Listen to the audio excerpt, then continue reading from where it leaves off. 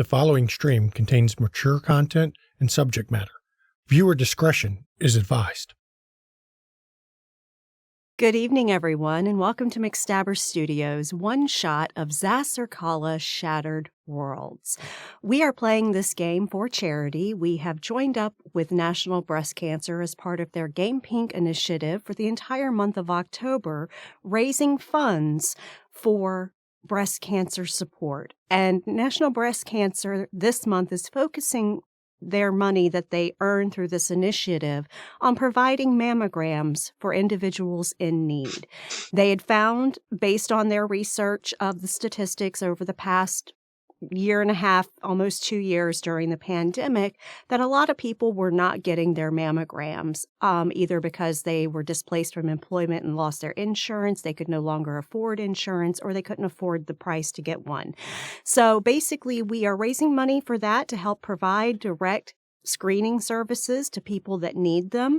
And so far, we have raised enough to provide 7 free mammograms to people. We appreciate if you are able to contribute to this wonderful charity organization that you do so tonight while we are playing. If you can't, that's perfectly fine. We do not want you to inconvenience yourself in any way that may cause a strain on your finances. But if you have the availability to help, we appreciate it and thank you. I would like to welcome everybody to Xas Irkalla here at McStabber Studios. I am, of course, Shanky McStabber. Tonight I am the Master of Irkalla, the Game Master for this stream. And I am Relyn Dare, also known as Mama McStabber in Twitch chat, and tonight I will be playing a variety of characters because I expect to die gloriously multiple times.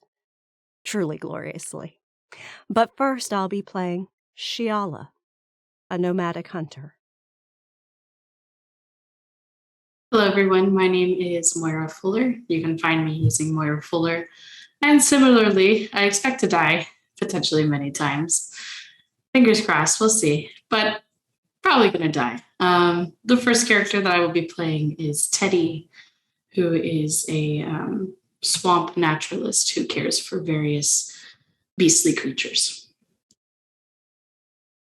My name is Brad, Timber Brad 411 in Twitch chat, and I absolutely hope all of my characters die. The first of which is going to be the horrific barbarian named Lance. I am Red. I go by Mischievous Red in Twitch chat. I'll be playing Brooke, who's a young woman who's encountered many life struggles in her short journey. Good evening, everybody. I hope my death of all my characters is smooth as I am. I am Phantom_Trickster1 on Twitch chat, and I am playing Drake, an adventurous soldier. And before we start this game, I'd like to warn everybody once again, this is a mature content stream.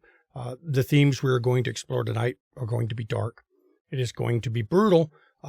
Players will die. Things will be maimed. Injuries will happen. So if you have to step away at any point, please do so. If you have to mute the audio for a little bit, please do so. Because, well, it's going to be dark. The world of Xas Irkalla. Under gray skies, an ancient, decayed planet quakes from the effects of sorcery, where at night the land itself becomes a nightmarish death trap. Scavengers struggle to survive against abhorrent creatures in surreal labyrinths. Wilderness villages of alien species and cannibal tribes fight against armies that come to take their psychic young. And sorcerers enslave thousands to tend to their body while they dream of paradises and dimensions beyond. This is the world of Xas Irkalla. A world of suffering that all its denizens wish to escape. Survival must be earned here, and death can be found at every opportunity. This group of players, each one of them, is an endling. They are the psychic remnants of an eye upon the throne. Each of them lived a life on a world that they thought was real, an existence they thought was real. But when their eye upon the throne died, their world shattered, fell apart around them, and was destroyed. They are the only survivors of their race, each one still carrying this shard, this bit of the dead eye upon the throne. This group woke originally in a crypt of some kind, each one in a coffin, a mausoleum of sorts, after watching their world be destroyed. And emerging from these coffins, they were in a cave. There were many coffins, but theirs were the only ones where people emerged from them. All the others, the bodies were long since decayed. And as they stepped from this cave, they were attacked. By what? They still can't remember, because all they saw was movement and then black darkness. And this group now awakens to find themselves in pitch black, trapped. No sounds other than dripping water, the moans and cries of lamenting people, and their own psychic link to each other, to where they can share limited emotions and feel each other's pain. So I'm going to open this scene up with the players in this pitch black, waking. They may not know each other personally, but they do have a link that they all can feel. They know where the others are. They know, as I said, their emotions. They can even feel some of the pains of their body from being knocked unconscious. I turn the scene over to these endlings to discuss what they plan to do, trapped in this blackness.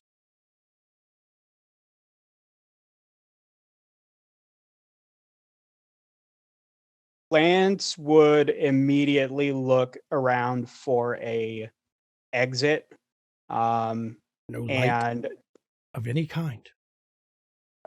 then I'm gonna like reach my hands out and try and like feel for a wall. And as you reach around, a cold, wet, damp draft comes across you. And you realize you're naked, no clothes, no nothing. You could even feel the stone under your feet, little pebbles stabbing at your soles.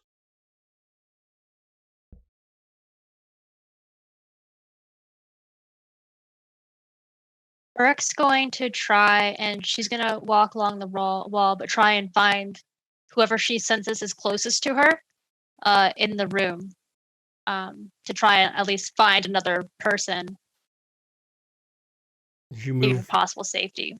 as you move to try to get closer to somebody, you realize the endling who called themselves Teddy is the closest to you.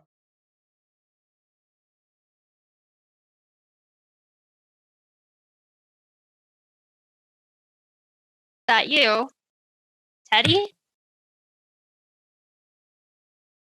I'm right here. I thought, who are you? Brooke. This is. Are you a ghost? This is the afterlife, is it not? I don't really know. You're not going to hurt me, right? Not unless you intend to do wrong. In self-defense, if you start it.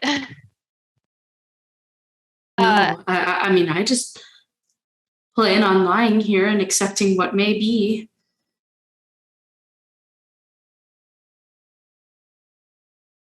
But why did you get up?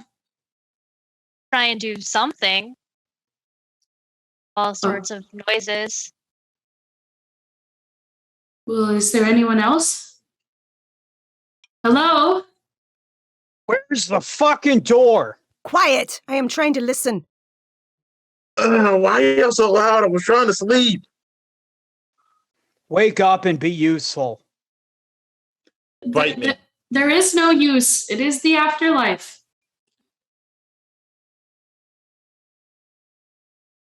Right? Brooke kind of reaches over and pinches Teddy. Did you feel that? I felt it. Oh. I think if this was the afterlife, Ow. we can still feel pain. You Who the fuck pinched you me? all felt it. Oh, To a what lesser the heck? degree, but you all felt the Ow. pinch. I don't think we're dead, but I things weren't what they were. Well, it's safe where I'm laying, and so I'm going to stay where I'm laying until it is safer somewhere else. As soon as Lance would have felt the pinch, instinctively he would have swung for wherever the pinch was coming from.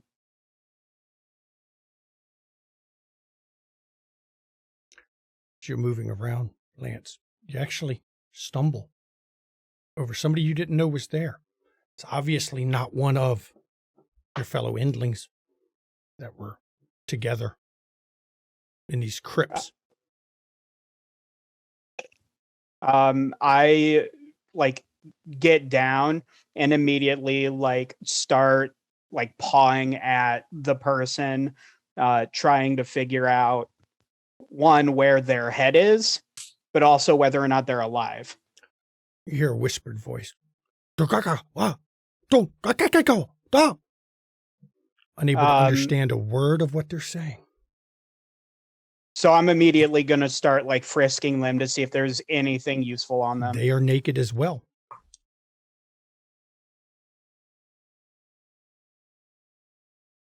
I get up and just walk away from him and go back to putting my hands out, trying to look for a wall. I've been trying to listen to see if I can hear anything beyond this chamber. There's a metal clanking noise you can hear coming from a direction ahead of you somewhere. I head in that direction. As you move in that direction, you come to a barrier. There is a door there of some kind. Wooden, banded in iron or metal of some kind. And the clanking is coming from the other side of this door. It is getting louder. Do we feel even if she's touching the door, do we feel that, or is it just specifically you don't the pain? feel that? You can feel something, a sensation almost, but not quite exactly what she feels. And she speaks in her language, and it sounds like tongue clicks and guttural grunts. But everyone can understand you, even though it sounds like that. For some reason, their brain translates it to a language they know. A door here. Lance immediately runs towards where he senses her to be. Someone coming. Friend or foe? Considering we are behind a door. Naked. I would not assume friend. Draw them in, and then Lance will move towards the side of where the door is, or trying to feel real quick around the door to figure out which side the door opens from. She's already felt for the hinges. Okay. In. So Lance will move himself to the side of the door so when it opens, as soon as it opens, he can go straight into him. Shiala will actually position herself to be askew of the door so that when it opens, it doesn't directly hit her, but it'll open towards her, and then she can leap around. And as you're waiting, what's everyone else doing?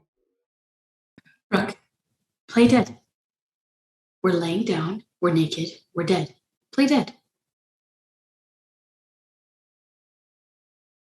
Brooke gives Teddy an inquisitive look, and he's not sure if it'll work. And she goes closer to the wall, make sure she's right up against the wall, and she plays dead, like Teddy suggested, but kind of out of the way of the door. Okay. Drake, what are you doing? Drake is leaning up against the wall, pretending to be asleep. So when the person comes through the door, he can just spring into action. Okay. And you hear something opening the door. Sounds like a key in a lock. And where there was no light, as the door starts to open, you see some light spill out through the door. It's flickering a bit.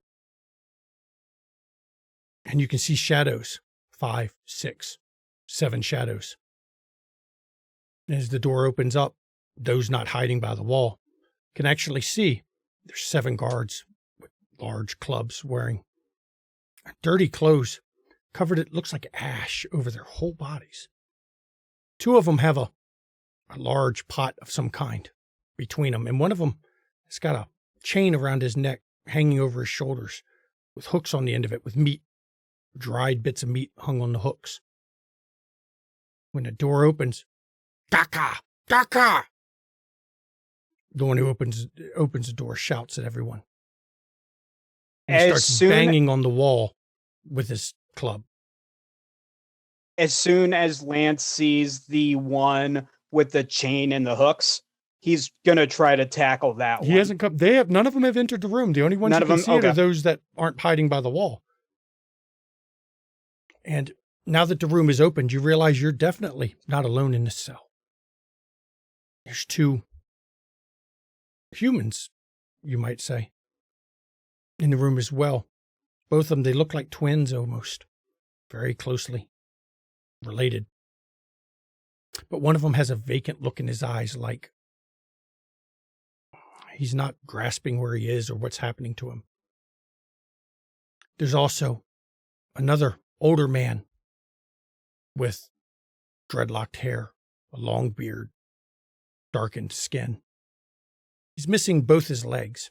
He's got black and charred ruins of where his legs were. Right beneath his hip, the stumps have been cauterized. And this guard yells again, "Kaka! Kaka!" And then the one with the meat, unhooks several pieces and throws it in the center of the room.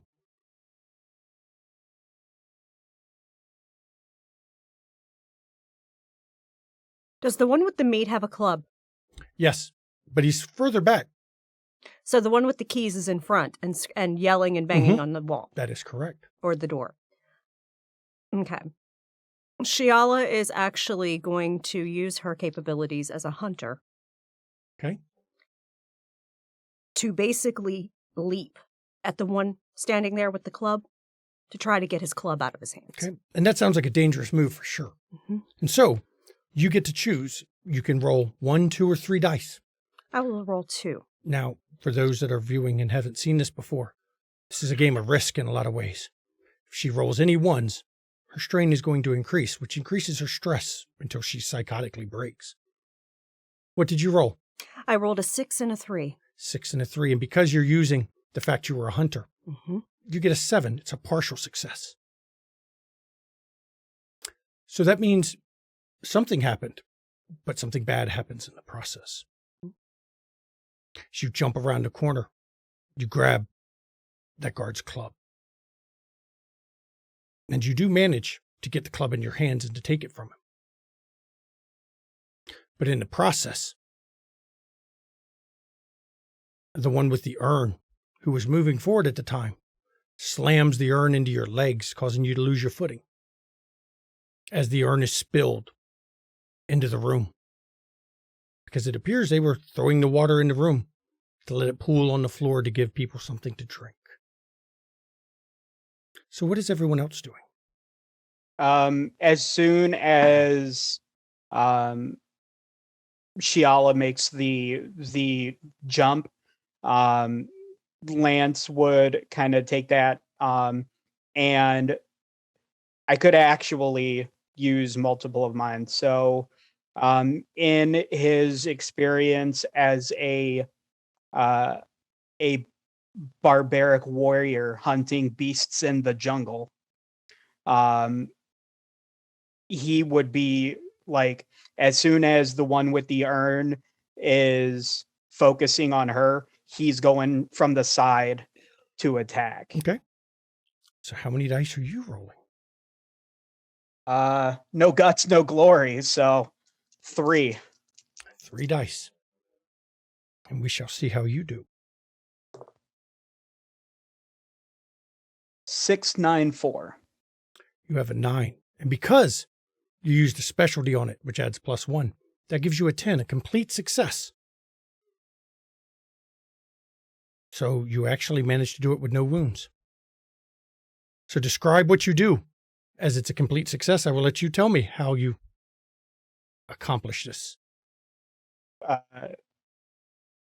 In his time in the jungles, it's always important, if you want to survive for the next kill, the next meal, the next breath. It's kill as quick as possible. And so he immediately goes straight for his throat. And just, it's a combination of like smashing him into something solid, but reaching out and just strangling the life out of him. But at the same time, sort of positioning himself where this body is now kind of like a shield that he can use as a weapon to start pushing through the others. And you had a 10, a 6, and a 4, right? Or a 9, 6, Yeah. and 4. 9, 6, and 4. Mm-hmm. Which makes 19. And especially, and you slam him to the wall. And with a sickening crunch, his head splits open as he crumples to the floor. Now, what are our faking dead, faking asleep people doing? Can I tell if the meat is raw or cooked? Appears to be dried. Almost a jerky. It's mine. I will wake up from being dead and I'll immediately go to it and try to beat anyone else who is going to it as well. Okay. You don't have to roll for that. You drive to grab the food. What is it? We have Endling Brooke and Endling Drake. What are you doing?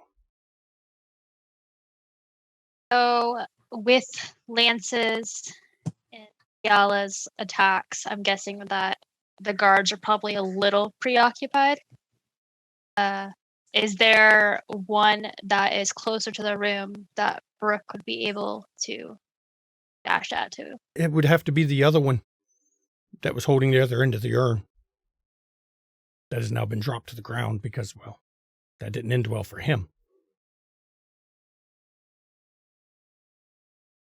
Brooke's gonna try and that one as well, I guess. Okay. How many dice are you rolling? I am going to roll 2. And Okay. I'm going to use my desperate and determined because That would make sense. I was woken up in a very tragic place and would love to get out. You don't get much more desperate than this. A 9 and a 7. A 9 and a 7, so that's a 10. That would also be a complete success. So I'm seeing that Lance's maneuver seemed to have worked effectively. I'm going to do something similar. Okay. I was holding the urn. And he, as you slam into him, shove his head to the wall. It's obvious he's not very healthy, not very strong. That's why it was taking 2 of them to carry this urn. You slam him to the wall, and his head cracks, and blood splatters over everyone as he sinks to the floor. Now we have Drake. Do I see the one who has hooks with the meat on it, or Yes, was that he's already standing taken back. out? Now remember, there were 7 of them. One has been disarmed. Endling Shiala Shiala. has his club. 2 of them are dead. There's 4 left that are behind that. 1 of them with the hooks. And still has chunks of meat on it. All right. Any of the ones that remaining have like same sort of weapon, like a club, maybe that I can All of them have grab? clubs. Okay, so I'm gonna go for I'm gonna wake up. I'm gonna, since everybody else was successful on their attacks, I'm gonna do the same. And since I have experience as a soldier, and then my soldier mind is telling me I need to protect everybody in this room, I'm gonna use that specialty while getting the club out of his hand. That works. You're going to have to use 1 die to move that far because now you're going through everyone else and so far in. So that's 1 die has to be used. So you can use up to 2 dice. Yeah. Yep. And what did you roll? I rolled 2 10s. That is a critical success. To your soldier, you need to refine it further than soldier. What type of soldier were you? I was more of town guard. Town guard. So you were a soldier that was a guard. You now have a +2 to your soldier ability. Your specialty has been increased, because that's what happens if you get a 10 when using a specialty. And you run through everyone, and in a blur, with practice ease, you do get past them. Now, were you trying to kill him or just take his weapon? I was trying to take his weapon, and if he gets killed in the aftermath, then so be it. I'm more about protecting everybody that's in this room right now. And with a critical success, the sheer momentum of what you did slams this guy back, causing him to fall backwards, hit the ground. And you hear something break. It's not his head, but it's definitely something cracked. His head is at an unnatural angle as he hits the ground. And he ceases to move. And now they're going to attack back. I need, let's see, judging by where everyone is, how many we have down? Shiala, you're getting attacked by the one you took the club from. I will try to block him with the club. And if I happen to get a good swing at him, I will. You're going to get to roll. You have 1 die left. Mm-hmm. So you can roll 1 die. Because in this game, I don't roll at all for attacks. That is a 10. You have a 10. So you manage to defend yourself and take no damage. Now, Brooke and Lance and Drake. There were, let's see, 3 have been killed. 1 has been disarmed. He attacked. But that leaves 3 still standing there, 1 for each of you. Each of you roll a 10-sided die, please, to defend yourself. This is an odd game in which I don't have to roll for combat at all, except if you get hit. Is it only 1? Or can we roll? You can only get 1 this turn because you rolled up 2 before. Okay. Every I thought you person got is 1 getting back. hurt. Nope, you're not getting attacked, Teddy, because you're still trying to eat the food. Cool. Okay. 10, a 3, and another 10. So no damage for Drake, none for Brooke. But for good old Lance, you had a 3. That is your strain also happens to be 3. But you have to roll under your strain, not exactly at your strain. So it's considered a partial defense. His club actually hits you. Causes 7. Hits you, but it's not a good hit. You can feel it impact your arm. Everyone feels it hit your arm. It bruises you, makes your arm sore, but does not inflict a bad enough injury to be counted as a major injury yet. He didn't manage to break your arm. It is broken? No, he didn't manage to break it. Okay. And one of the guards starts yelling.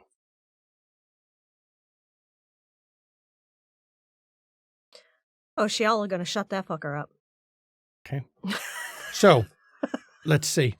Now we're officially starting combat. Mm-hmm. Everyone has 3 dice in their dice pool.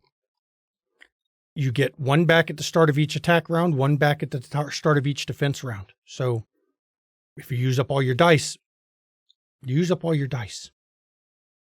There are 4 still remaining. 1 is disarmed, though. Go around the table again. Shiala, what are you doing? I'm ignoring the one that lunged at me because he obviously can't hurt me. And I am going for the one that is trying to alert more guards. Okay. You're going to have to use 1 die to get up. Excellent. So that burns 1 die. You have 2 left. I will roll 1. Okay. You will roll 1. That is an 8. That is a partial success. Now, in attacking with partial success, that means you get 8. You did 8 damage, plus the weapon rating of a club, which is 2. You did 10 damage to him. The club comes down on his arm, And though, well, Lance did not get a broken arm, this guy's malnourished body sure did. Because you hear a crunch as his bone sticks out where his arm was. A compound fracture for those that come from more technologically advanced worlds. And the guard screams louder as he has a broken arm. Lance, what are you doing? I am now focused on the person who hit me, because it is time to unleash that barbaric fury on this dumbass. Okay. Go ahead. And I'm only going to do one die. You're going to use one die to leave you two more. You'll have two remaining. 8. That is a partial success. But you didn't grab a weapon from him, did you? Because you were just trying to kill. Yeah, it was kind of one of those, like, as the dude crumpled on the ground, and I imagine some of the blood and maybe even brain matter kind of like hit him. He just kind of like is rubbing it onto himself as like part of the, it's not the first time something's bled on him, and it won't be the last. And so he literally just like smears it on his face, smears it on his chest, and is just going straight for the guy that hit him. And you land a punch that causes the guy to stagger back, fall to his knees, dazed, but still alive, shaking his head, trying to clear the cobwebs that suddenly appeared that he didn't have before. Oh, I'm going to clear what's left in his head real soon. We had 4 standing. One now has a compound fracture. One is dazed. Brooke, what are you doing?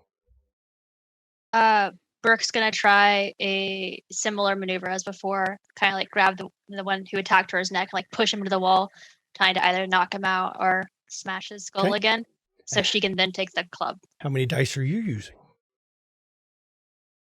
It's 2. Okay. 2 dice.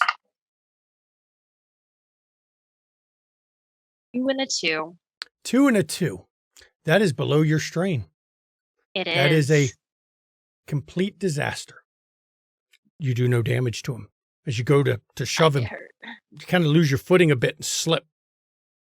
You don't manage to fall. You catch yourself at the last moment, but your attack was ruined. Drake, your turn. Okay. The one that has the compound fracture, he's still screaming like a little bitch. Oh, yeah, because his bone is sticking out of his arm. It's rather painful. Okay, I'm going to take this club. I'm going to shut him up permanently. Okay. And how many dice are you using? Am I close enough to where I can hit him? This is turned into a melee. Unless you get knocked on the ground, there's no extra dice needed to move. Or if you're Teddy, who's in the other room still, have to use a die to move to engage. I'm going to use 1. Okay. Just to shut this fucker up permanently, because he needs to shut up. He's making too much noise. Okay, go ahead. 9. 9? 9. That counts as a partial success because you don't get your bonus once full combat starts. So, 9 damage plus the weapon rating. Plus, he's already had a broken arm. And as he screams, holding his arms after the first hit he took, your blow comes in with the club, caves the side of his head in, his jaw slips sideways as you've shattered the whole anchor it was hooked to on that side. And the guy just dies immediately, dropping to the ground. What is Teddy doing? Eating? The meat's horrible tasting. Disgusting.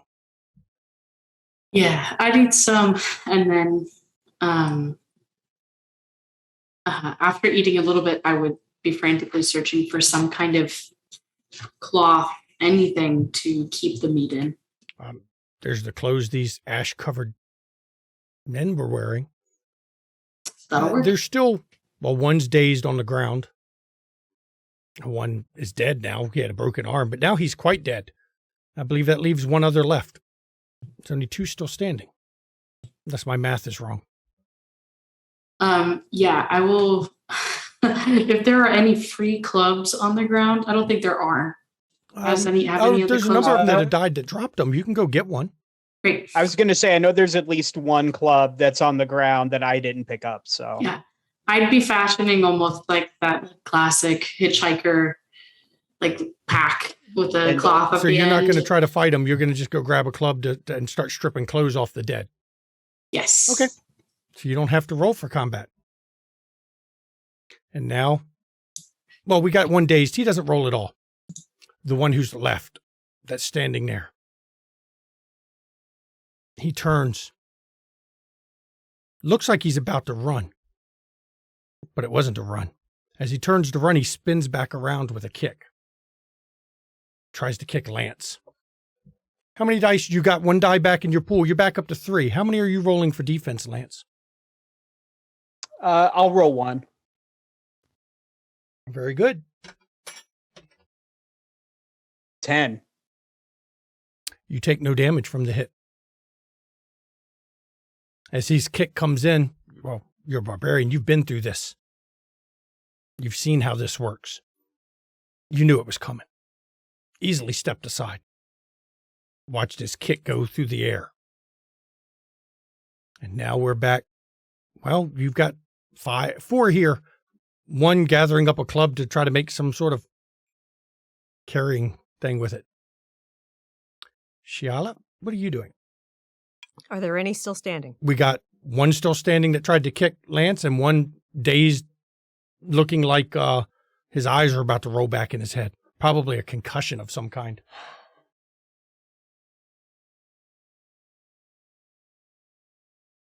She will walk up to the concussed one and break his neck. Okay. How many dice are you rolling? You got one more back. You're back to 3. You have a full 3 pool. 2. 2? Okay, go ahead. That is an 8 and a 9. 8 and a 9. That's a complete success. Oh, no, it's a partial success. But a 9, you managed to reach this dazed man. He's not even resisting. And you wrench his head so he's looking the wrong direction. Everyone hears that crack noise as his neck is broken, enough that it actually, when she lets go, his head just kind of falls limply. And then she turns and looks at the last guy standing. Now we're back to Lance. Lance, what are you doing? So I just want to make sure. So the one that Shiala just killed is the one that I dropped. That you punched into the ground that was dazed. You still have one that kicked at you just a second ago and missed. So Lance is like, you can just see him getting increasingly more angry, more violent because his kill was just taken. And he's going to lash out at the guy who tried to kick him, who he was going to ignore, but now he needs something to get his rage out. And I am going to spend... You're up to 3 dice again. I'm going to spend 2. Okay, go ahead. This is one of the easiest complex combat systems I've ever seen. 10 and a 4. That's a complete success. As the guy's kind of off balance, I kind of like grab onto his leg and just like with my hand just smash his head. So it's like using his momentum against him, grab his leg, kind of use it as a like a fulcrum, and it just slams his head like straight into the floor. And with the means to try and put his hand through his head. Well, as the two of you crash to the floor, your barbarian size, strength, you drive him to the floor, and his skull collapses completely under the blow that you've just done, critical, shattering his skull as brain matter seeps out around it. His body involuntary twitches as you all stand here in the carnage as nothing is left of the ones who came down. Now, there was some screaming, and now that you're not fighting, you can see that you're in a hallway, and there's multiple cell doors all up down the hallway. Shiala will walk back and grab the keys that were dropped. Just a key. It's a bone key. Looks like it was carved from a leg bone, turned into a key. Now, there are 7 clubs, and some clothes if you wish to put them on, at least loincloths. That'll somewhat cover people. Lance doesn't give a fuck about the clothing. He'll take the club, or take one of them. Not that he feels he needs it, but while he's taking the club off of the one that was dazed, he just like instinctively just starts like hitting the body with the club. It's not made of wood. The club seems to be a bone from a creature you've never seen before. It's a very large, dense creature.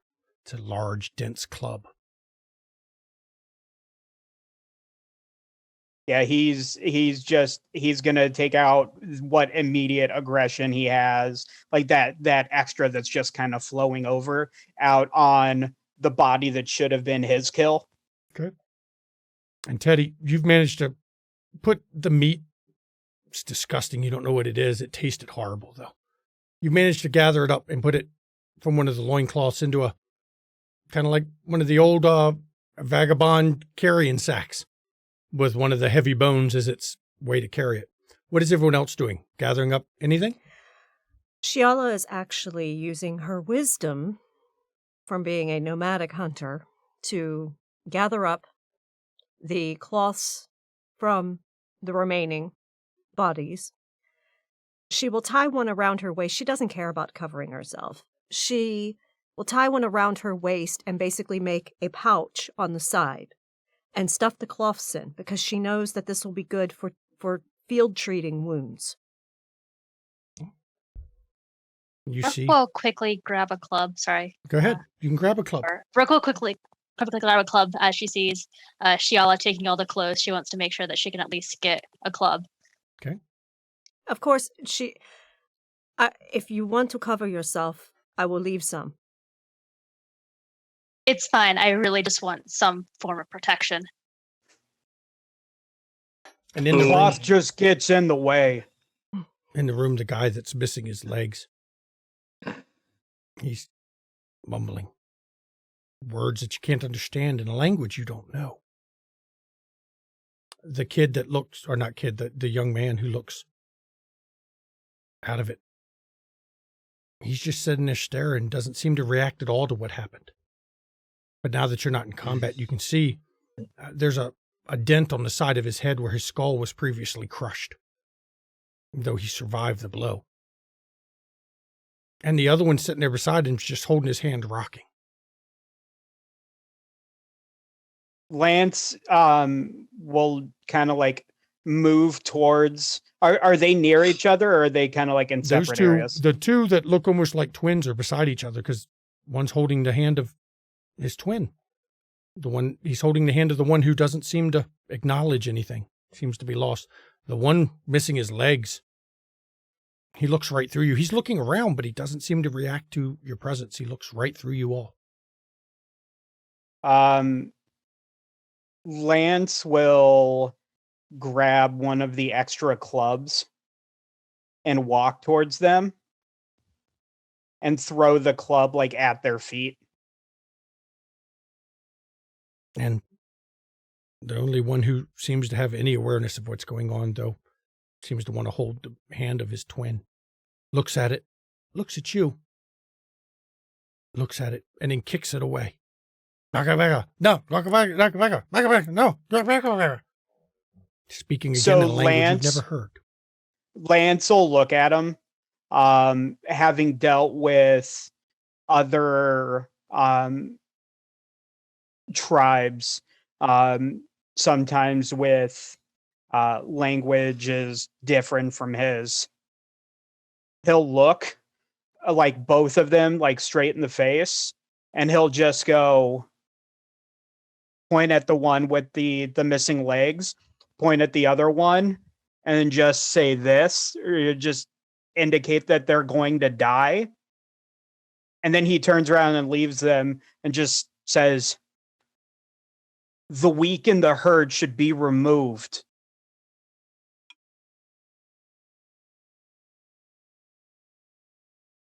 the torch that they're carrying is still on the floor, by the way, sputtering a bit. But you can take it if somebody wants to have a torch. Someone grab this torch. Lance will grab it. He doesn't care. My senses are keen. All you see in front of you is this hallway with other doors to your left that stretch towards the distance. Now that combat's not going on, the guard yelled, but nobody came, and you might have an explanation for it. There seems to be chanting of some sort. Up above? Coming Or from down beyond? this hallway. Does the hallway only extend in one direction or Straight. both? Straight. You were at the last cell in the list, right at the end of the hallway. Very fortuitous of you, isn't it? I can scout ahead. Go then. And I will. I will be as quiet as I can. Lance, while she's doing that, will kind of like take the torch and try and like look into the cells like as he's passing them just to see if he can see anything inside. There's no windows on these cells. But as It's you get just like close, doors. just doors. But as you get close, in each one you can hear moaning and the pitiful wails of people who are without hope, in pain, hungry, starved, wounded. You even hear a sickly cough or two that you associate with illness, plague. We're going to come to your scouting in a second. Go ahead, Red. Is there any like water dispenser of sort like they use to pour water into the urn in the hallway, or Not like in the a hallway. place to store food? There's just the water, what's left in the urn, because of the urn shape, not all of it pours out when it falls. There's a little bit left in the bottom and what's on the floor. Is it heavy? The urn's clay pot, big clay urn. It's not light, but you could, with difficulty, carry it alone, or two people could carry it by the handle. One person on each end of the handle.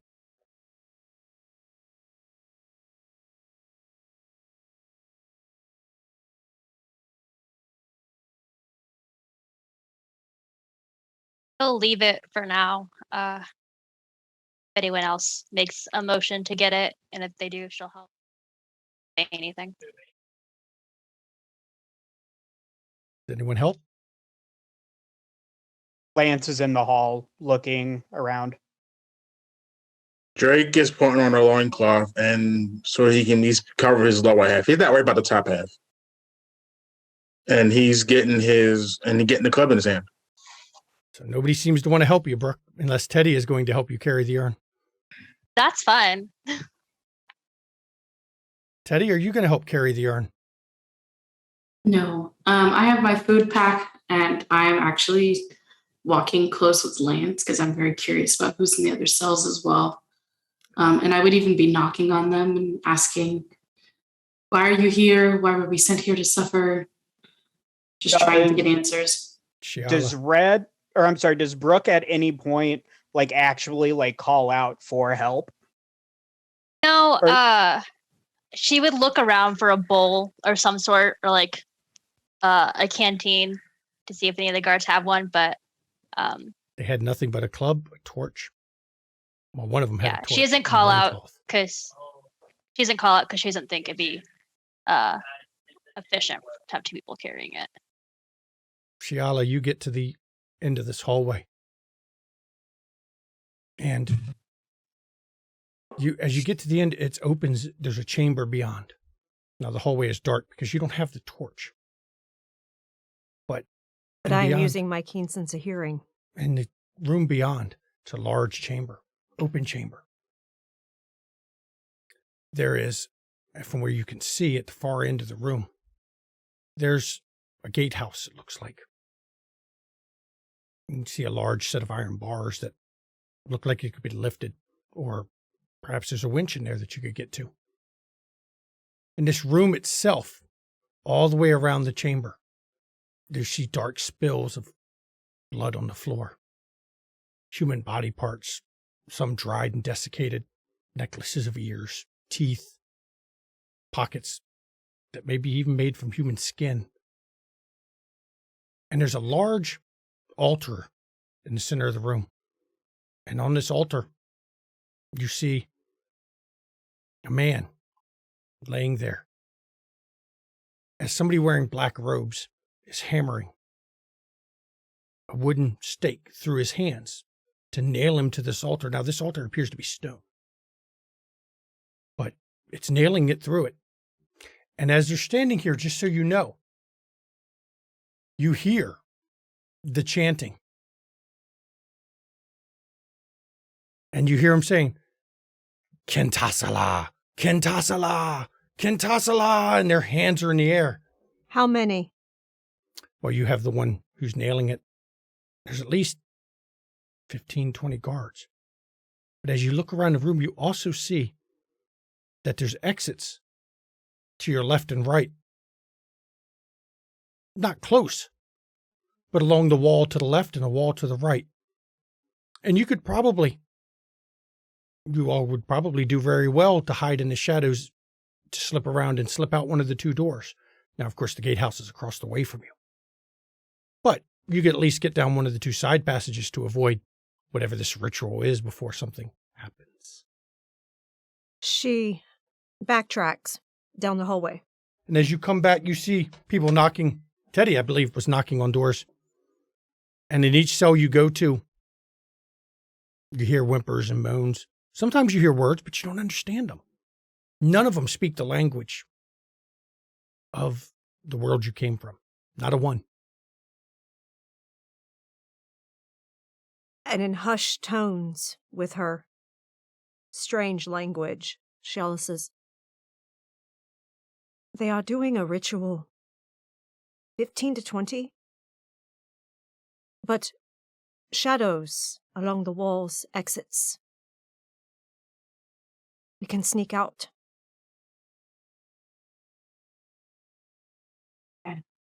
Lance definitely seems like he would rather fight, but, it's when the numbers are that. Not wise.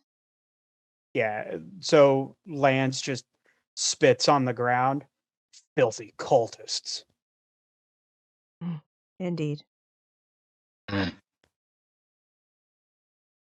We cannot save all these. They aren't connected to us. They are not. No. But we cannot save them. Best to leave secretly. Sneak away.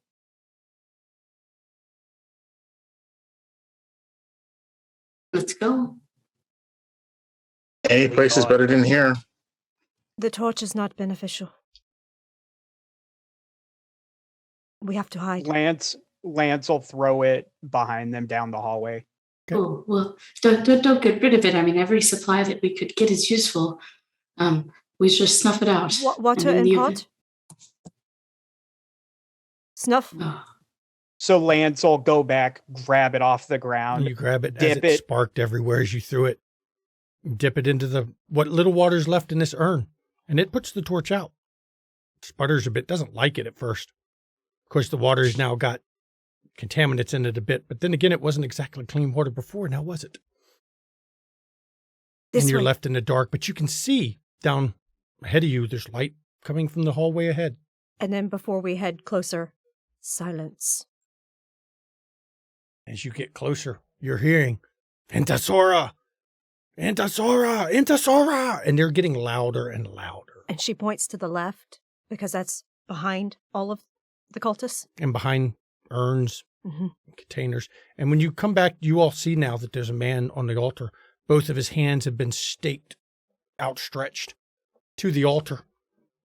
And somebody in black robes is actually nailing a piece of wood through his feet to nail him to the altar as well. And this wood, it looks like wood, but it penetrates the stone as he stakes him in. As you're slipping along the wall, one of you looks back a little bit. And the hallway you came in from, there's actually an alcove above it. The only reason you looked back is it seemed like the guy, every once in a while that's banging these wooden nails into looks up there as he chants. and you get the barest glimpse of something moving up there, but you don't know what it is. Now, it can't see you from where you're maneuvering. You're pretty sure it won't see you at all as you cross the room. But had you stepped directly into the room, you would have been seen by whatever this was. Lance has seen predators lay these kinds of traps and knows that what Shiala said was now probably more accurate than he would want to admit, and will definitely go about trying to sneak like she indicated. And Shiala just places a finger to her lips Everyone roll. and moves into the shadows. You can roll 1, 2, or 3 dice. That's going to be 3. I'm going to roll 1 because I can't imagine big beefy dude is terribly stealthy. Okay. Can we use our Round one. specialties for this? Do you have a specialty tell me how your specialty would apply to sneaking? Well, you were a hunter. Yes, she is a disciplined, wise, nomadic hunter. And hunter would be very familiar with moving quietly. You can use your discipline. Lance, Let's let her roll first. Let me find out what hers was. I received a 10, a 6, and a 7. So you may add a specialty about what type of hunter were you to refine it a little bit further as to what kind of hunter you were. Because the way specialties work is as you get better at it, we've refined further and further, deeper and deeper into specifics. She was not just a provider of food for her tribe. She was also an eliminator of threats. You were a hunter of people and beast. Mm-hmm. So now you have a +2 to that specialty. Please remember that. Make Okay. a note on your sheet. Add another layer under, as you see on the sheets. It has a drop under it for your second specialty.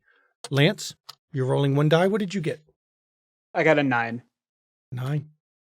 That would be a complete success. But you also move forward. Quiet, as big as you are. Shocking. Brooke. So I think I want to try and use forest as a skill because she's used to maneuvering behind trees to try and stay hidden in her previous habitat. So And like she's hiding behind the urns. you're using the cover of the provided by the urns. I like that. Go ahead. And you roll. How many dice do you wish to roll? 2. Okay. A 7 and a 5. That's a partial success. And you slip around. And as you're moving, you do make it quietly. But in the process, you do step on a piece of bone. Hurts your foot a little bit. Not enough to injure you, but everyone feels it as it hurts your foot a little bit. Drake, how many dice are you rolling? Rolling 1, and before I roll, when I felt that, I basically kept my lips quiet to keep myself from screaming, from even yelping in pain from feeling that. From you, for everyone else, it doesn't feel as sharp. It's a dull stab. You know it happened, but it doesn't feel as sharp. It's not exactly the same pain level as Brooke would have felt. But you know she stepped on something. You all felt it. So how many dice are you rolling? 1? Okay, roll your die.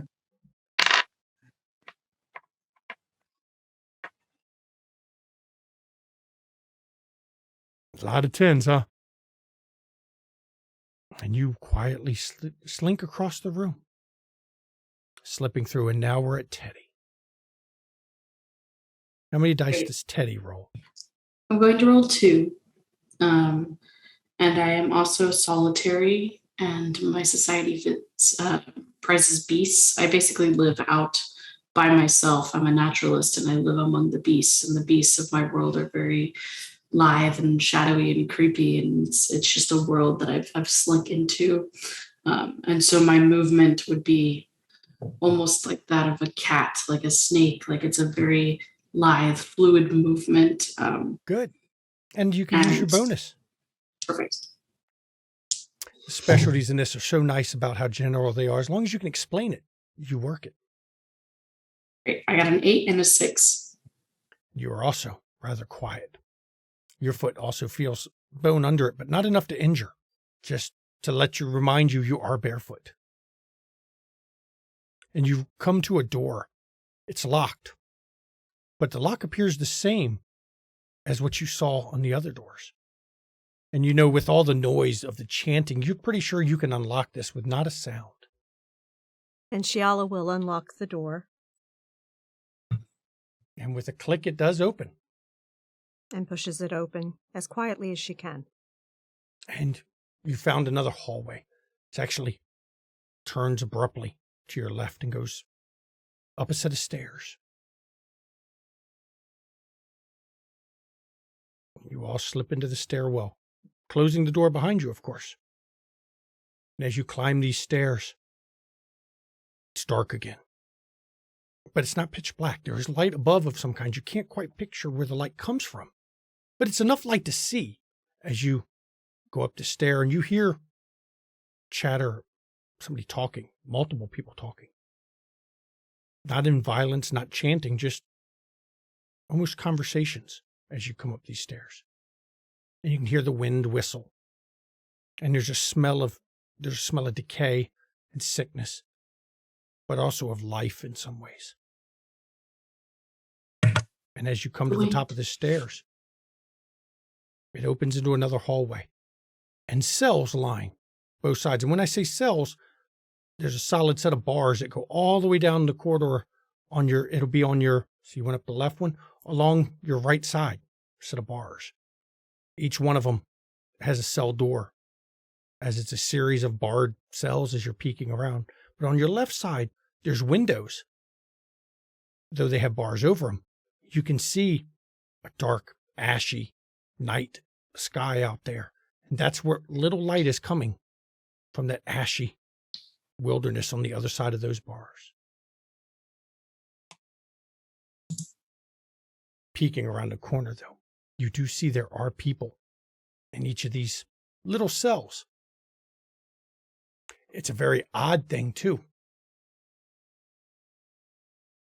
There's looms, pottery kilns, campfires. It's mostly women. There's beds in these cells. It looks like living quarters where people, though the doors or cells are closed and locked, there are people in there living. Some are making more of the cloths, like that loincloth you see, from a strange thread. Many are chatting amongst themselves. Setting, could be straw, some sort of dried grass on the floor. And they're all in these cages, not looking abused. They're dirty, malnourished a bit. But they seem to all be working on stuff.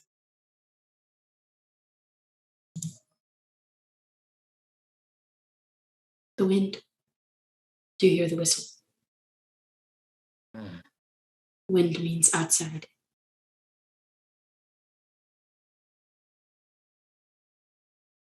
Bars on windows.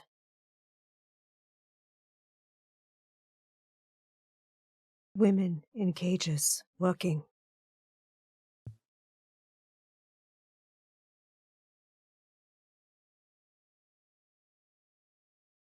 I don't believe this is the afterlife anymore. Did I see anything at the end of the hallway? It stretches off and rounds a corner. Now, there is a door to your left. But thinking about the layout, that would lead back towards that alcove that you saw. That door to your left at the top of the stairs is in that direction. Stout door, banded in iron, and locked, with an identical lock as the rest. Do there seem to be any guards or weapons or anything around, like the women in the cages? Roll one die. There's no penalty for failure on this one because 2. 2, you don't see anything.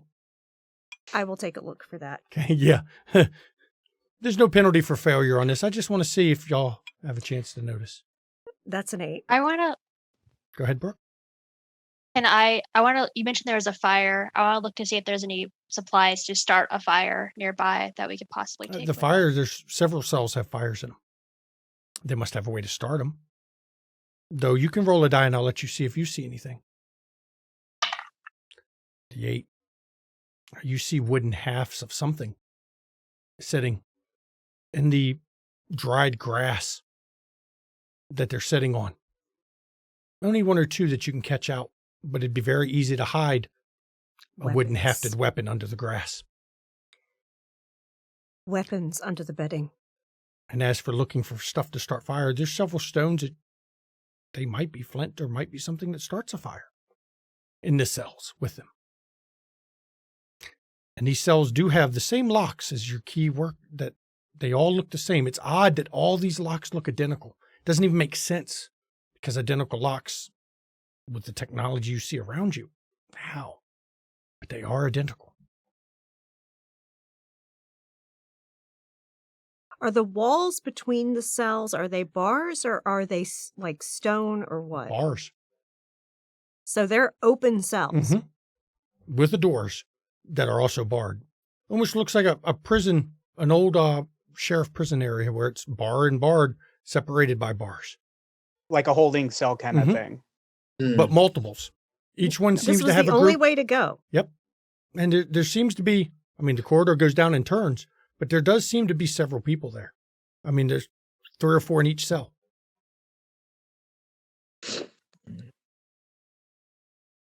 They don't seem to be looking and paying attention to anything.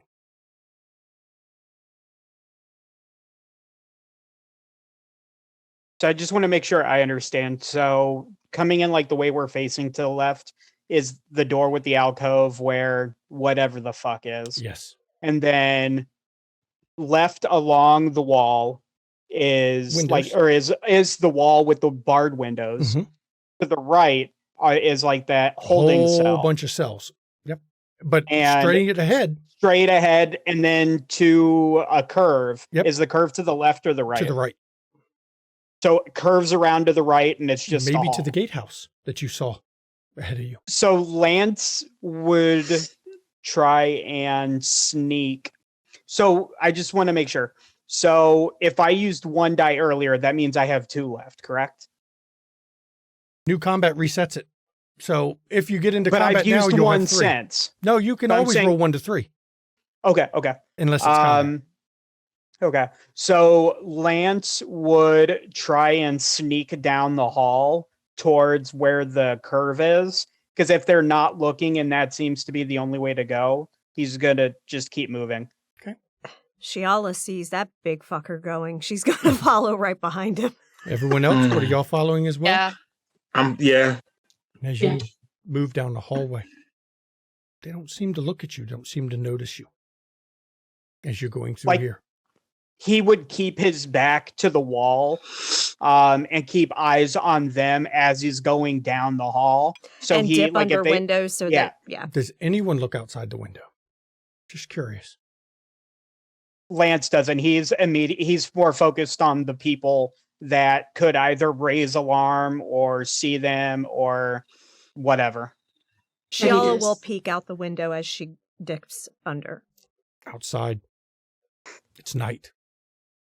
Ashen clouds. A moon that is not yours. Moon that should not be there. Shines through them in spots. And there's bestial noises. Growls. Moaning. Screaming at times. Things you have no words to describe what could have made them. You appear to be on the side of a cliff face or a mountain of some sort. Though you can see in the distance, there is some sort of flat ground, perhaps with liquid of some sort. Something reflects off it, what little bit of moonlight you see. And as you're slipping down this hallway, you suddenly see something that strikes you as not right.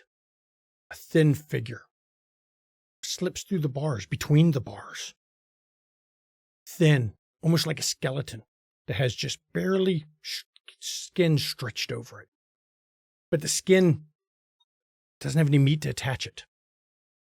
So the face is kind of slidden sideways, like hanging off of a skull under it, not aligning anymore.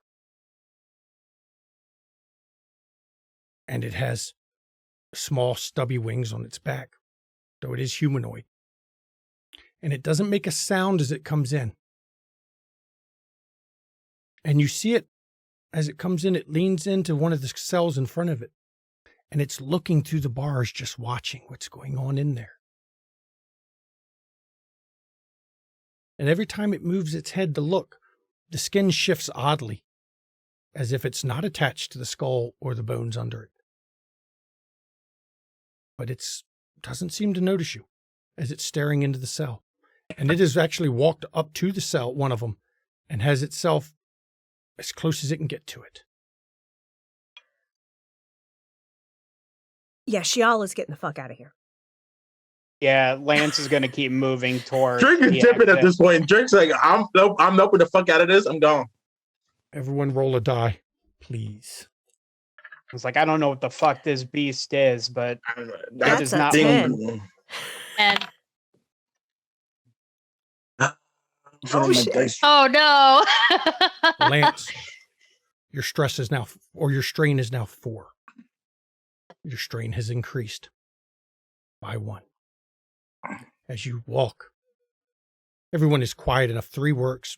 Well, at least it wasn't a disaster like Lance had. As you walk,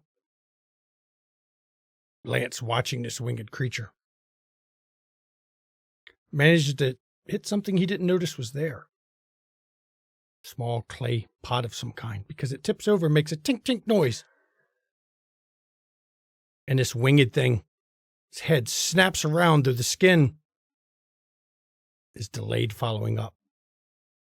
And the people in the cells, they don't even look at you. None of them react to the noise. They go about what they were doing. But this winged creature is now looking at you. And it cocks its head to one side.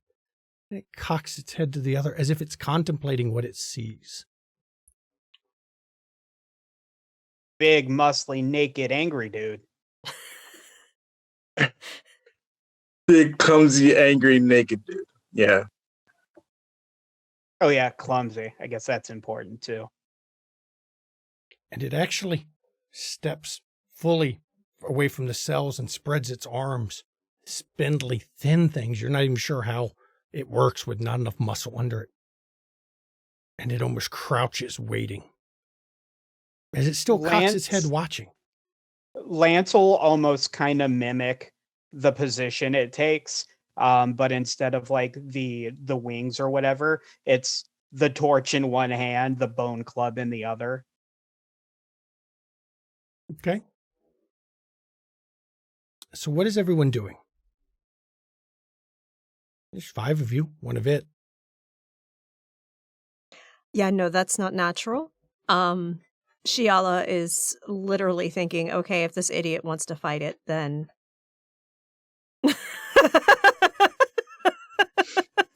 she wants to get the fuck out of this place. Yeah, Eddie- Brooke stays on the sneaky side. She doesn't have to be the sneakiest, just sneakier Not than yet. Lance. I mean, it sees you, of course. But right now it sees a challenge, too. Mhm. Someone has adopted its pose in some ways as a challenge. You might Teddy be able to will- slip by when combat starts. Yeah, Teddy will crawl over to Lance and she'll take her little pack that she has and open it. And as she's opening it, and she'll try to rip off a piece of this gross meat. And she'll just be whispering to Lance the entire time. Though it is unnatural, it is a beast. We are much like the beast. We crave survival. Food is a key to that. Let us give us this and move on. And she'll throw out the piece of meat to this beast and then quickly bundle back her pack As and join the others. the meat get near it, it goes real close to it. And something odd happens to the meat as it gets right next to him. It moves unnaturally, as if it dips down a bit, jerks up a bit, slips sideways, as if gravity itself is not right around this creature. Somehow, there's a field that warps its movement around it. And it doesn't even turn its head to the meat sailing by. It just stares at Lance. And its mouth opens.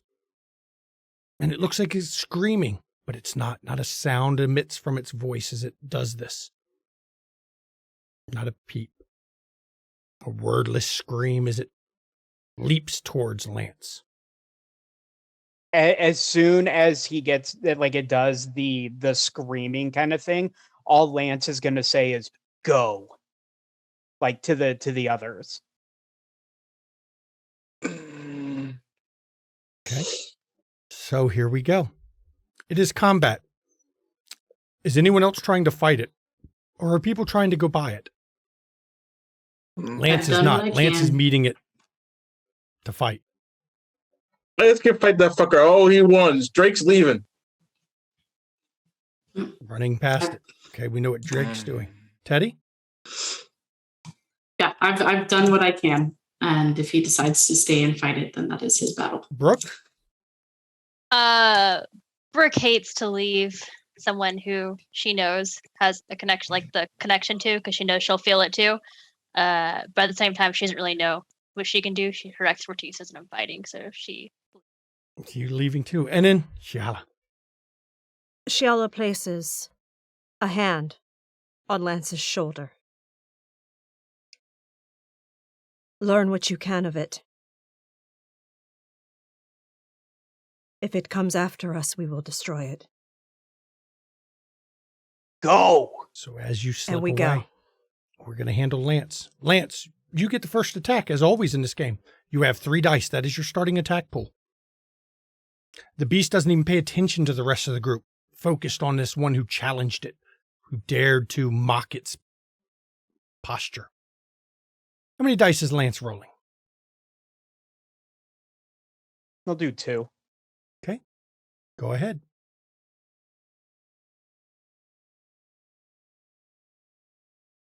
Uh, 9 and a 4. A 9 and a 4. Partial success. It does. Your blow hits it. Something about this gravity is odd, though. Shifts around.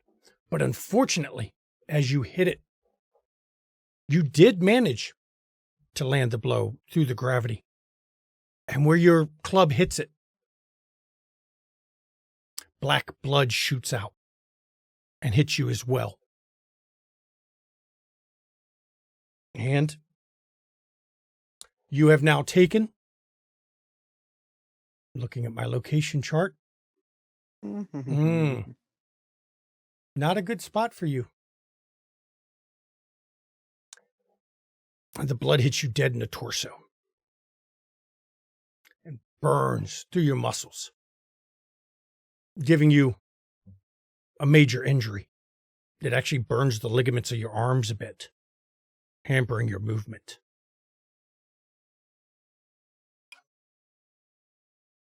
So just for me, for this sheet, do I just mark one of the majors on the torso? Yep, one of the Okay. major wounds.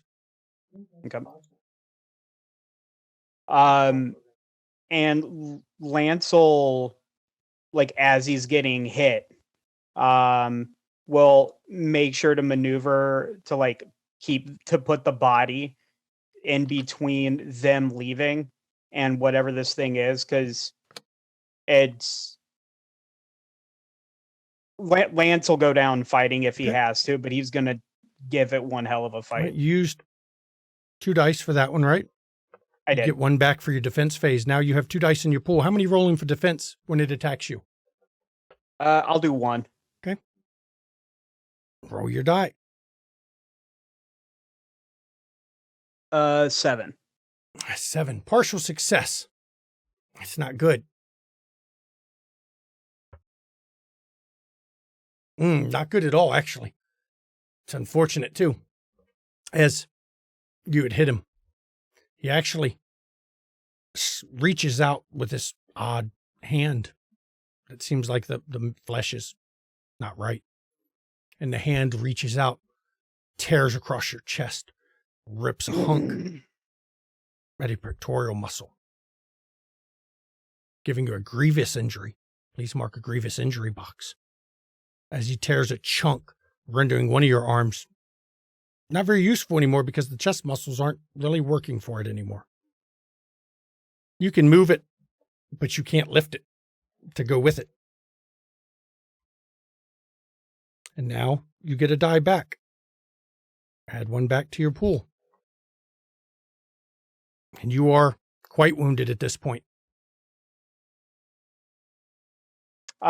Kind of sensing that his time might be up. He's going to try and take this thing down with him. Okay. So I'm going to roll both of my dice. Go ahead.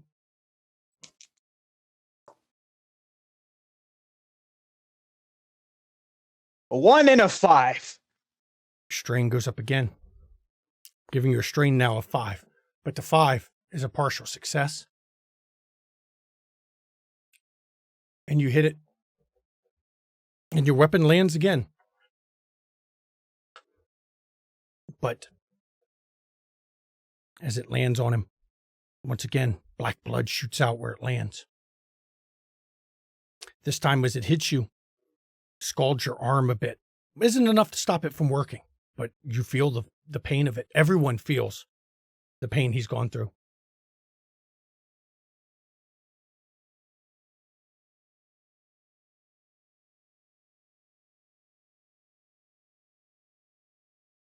And now you have a die back for your defense. It's not looking good. Everyone feels his pain as you got by. It's not good. You're all feeling it, hurting. You feel this acid-like thing touching him. What did you get? A 10. A 10. As his claws reach out, in pain, hurting like you were, you still manage to duck under them somehow.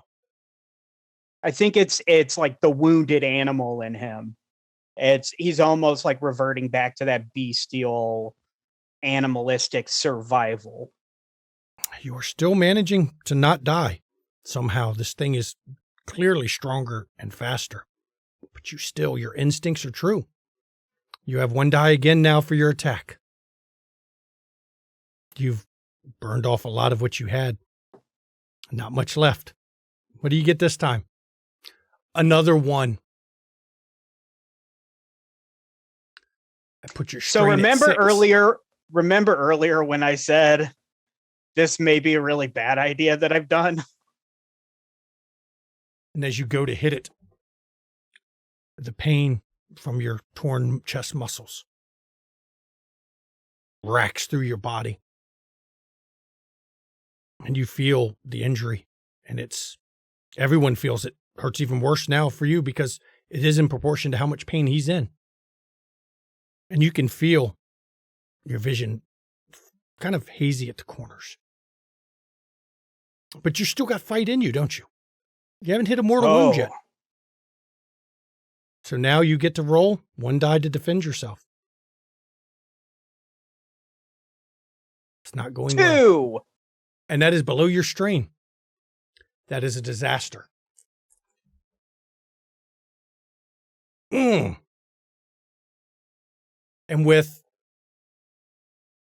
wow.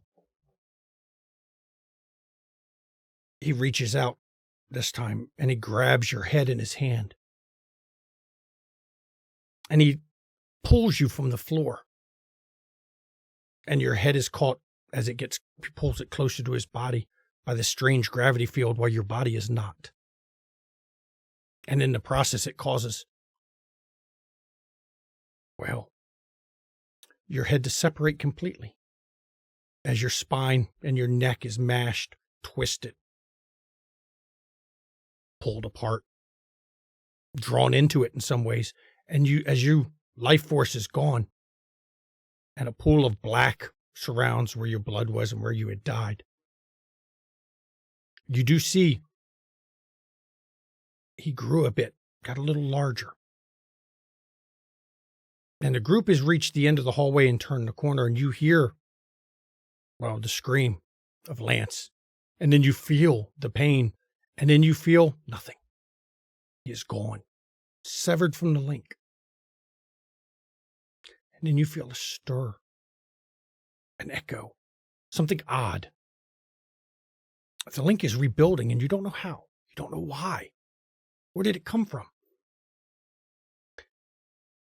And Lance, from this pool of black that you were slain and torn into, it congeals back in the shape of a human, of a form.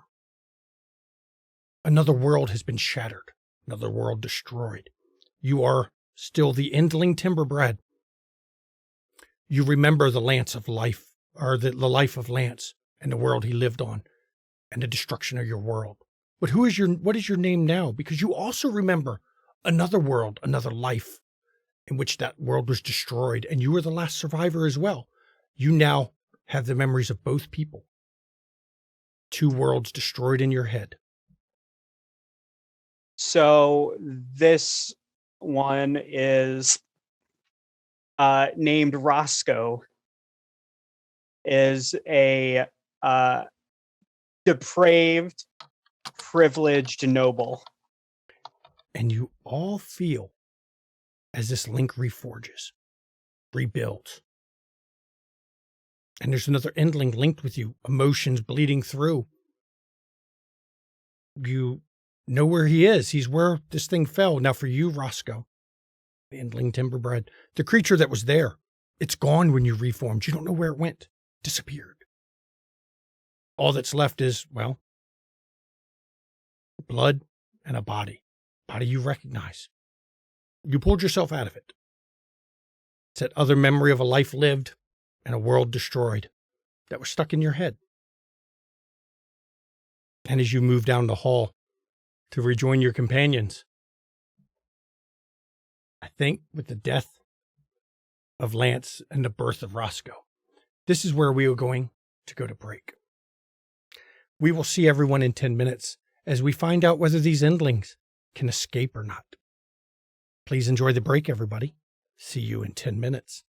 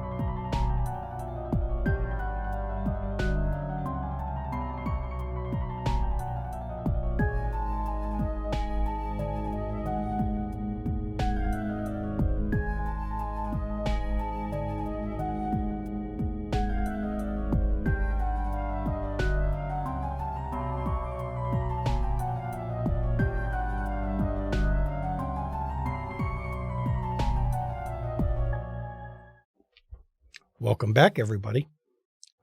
We are, of course, raising money for National Breast Cancer Foundation. I would like to once again point out, donate if you can to a great cause. You don't have to. We don't require it. Hopefully, everyone is enjoying the show so far. It's a very dark world, one we haven't run before, but I think the players are enjoying it. We haven't killed enough of you yet. The Master of Irkalla is aware that you've survived, but don't worry. Survival is fleeting in this place. Because this group of endlings, fragments of worlds, are standing at a door. Now this one has an iron little opening in it that you can see, and you're looking into the gatehouse that you saw across the way, with a guard in it, with a club and a bow of arrows. And as you're looking through it, you felt the psychic link reestablish itself. And somebody comes around the corner. This is not Lance. You do know that this is... They were Lance, but they are somebody else. New, different body. There's something slightly different. Shiala has the club up and ready. So Roscoe comes around like the corner, and he's got like the... Oh, so I guess this is a question. Would the club and the torch be by the body? Yeah. It didn't take any of it. So Roscoe's going to come out a lot more lithe than Lance was. Whereas Lance was naked and it was more like he just didn't care. Roscoe, being depraved, is kind of like flaunting that he's naked. But he comes around the corner with prancing around the corner. Yeah, with the torch and the bone club. In the exact same hands that he had it when it was Lance. When you see this strange individual, you know it's Lance. But it's not Lance. But you know it's Lance. But that's not what Lance looked like. Shiala's going to come up to him and actually stand. She was crouching by the door after she peeked into the window. And she's going to come up to him and she's going to actually look very closely and she's going to stand up and sniff. Smell something you like, darling?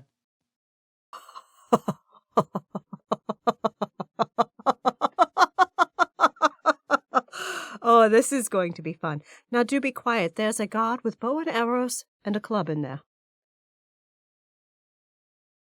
And then you'll see him get like kind of like shrink down, like back into almost the exact same sneaking pose that Lance was in. But considerably less intimidating. So, what is this group doing? The doors, of course, got a lock on it. Same lock? The same lock. It's almost like a copy and paste job of locks through this place. Doesn't make sense in some ways. but it does.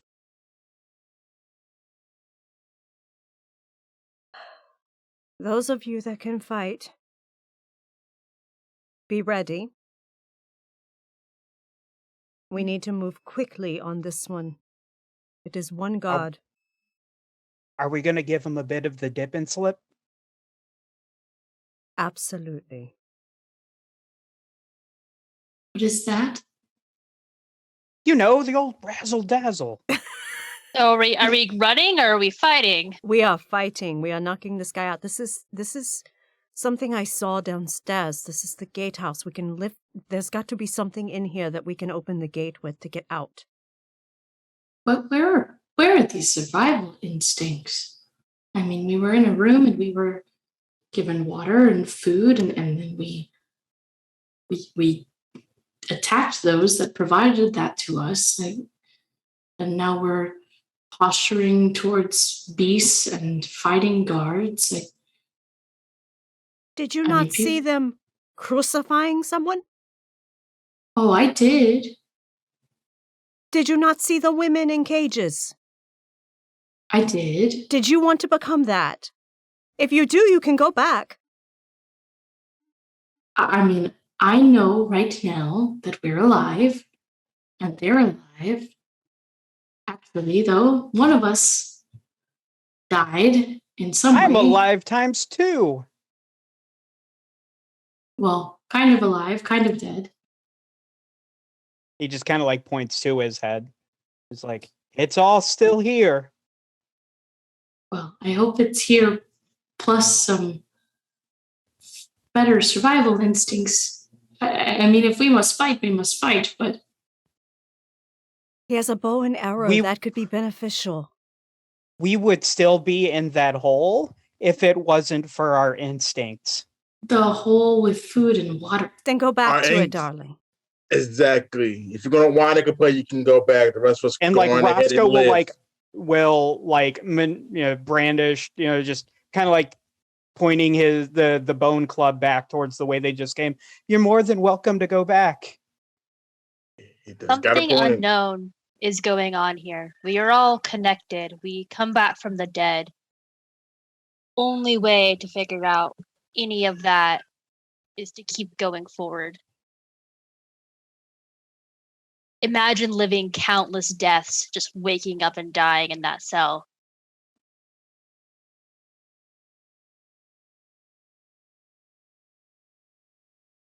So as I said, those who can fight, step forward because we are going to have to jump this guy. Sound good to me. I could use the exercise. About time. She takes the key and puts it in the lock. Okay. Turns it. With a click, you hear the lock disengage. And she basically takes the knob and turns it. Okay. And then she throws open the door. And you throw open this door now. The gatehouse.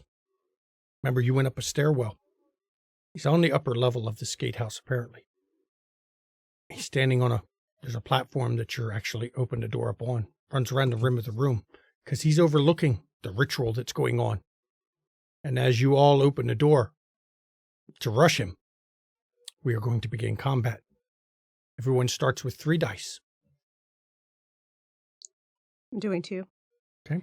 And I'm going to use my hunter +2. Okay.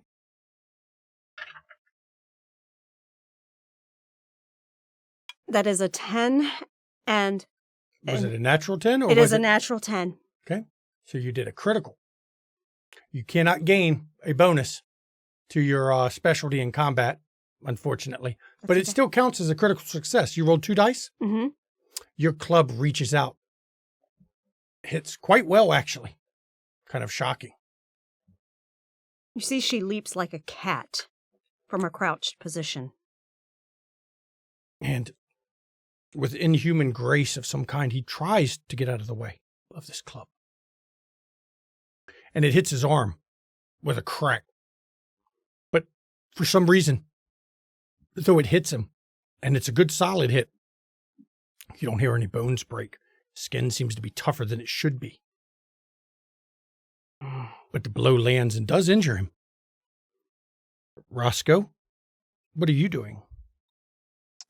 As a privileged noble, he would want to wait until the soldier did his duty and attacked first. So we will come Because back that's to what you. because that's what a soldier's job is. We will come back to you then. Brooke, what are you doing? Brooke will jump at him and take a swing with her club, thinking back to her desperate society, how they were determined to survive. Okay, go ahead. I'll use 2 dice. 2 dice. It's a 5 and a 4, so plus 1, 6. Okay. Partial successes on those. So 5 was your highest die. Your blow does manage to land, but it's a glancing blow. Glances actually off his shoulder. Barely even. Seems to phase him as your blow comes in. Drake's turn. Okay, I'm using +2 to my soldier. I'm grabbing 2 dice. I'm going to crack him in the same arm that was just previously hit. Roll 2 dice. 7 plus. You got a 7 on one. Read the 2 dice. That's all I need. I know, and I got a 9 on the other. Okay. Adam has a 9. So then it's a partial success is what it counts as for combat, unfortunately. But still pretty good. Does do damage. And your club comes in and you crack him in the thigh, right in his high on his thigh. It staggers him a little, but doesn't seem to have taken him down yet. This guy's thick skin. You don't know why it's so thick. Doesn't look like it should be, but it is. Teddy, what are you doing?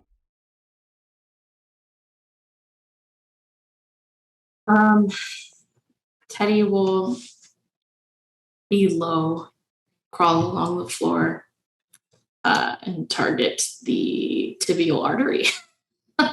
Go right for the ankle. Okay. How many dice are you rolling? I'll roll 2. You'll roll 2 as well. Very nice. And my knowledge of arteries and where to target come from being among the beasts and a naturalist. Okay. I don't get to use specialties in combat, though, I believe, right? No, not normally. Okay. But what did you get? It does factor into the descriptions a lot. I got a 7 and a 4. That's going to be another partial success. You try to hit the artery. He moves his foot at the last minute, though your blow does manage to land on his foot. And you can hear maybe a bone in his toe, one of his toes break. But he's still up. We are back to Roscoe.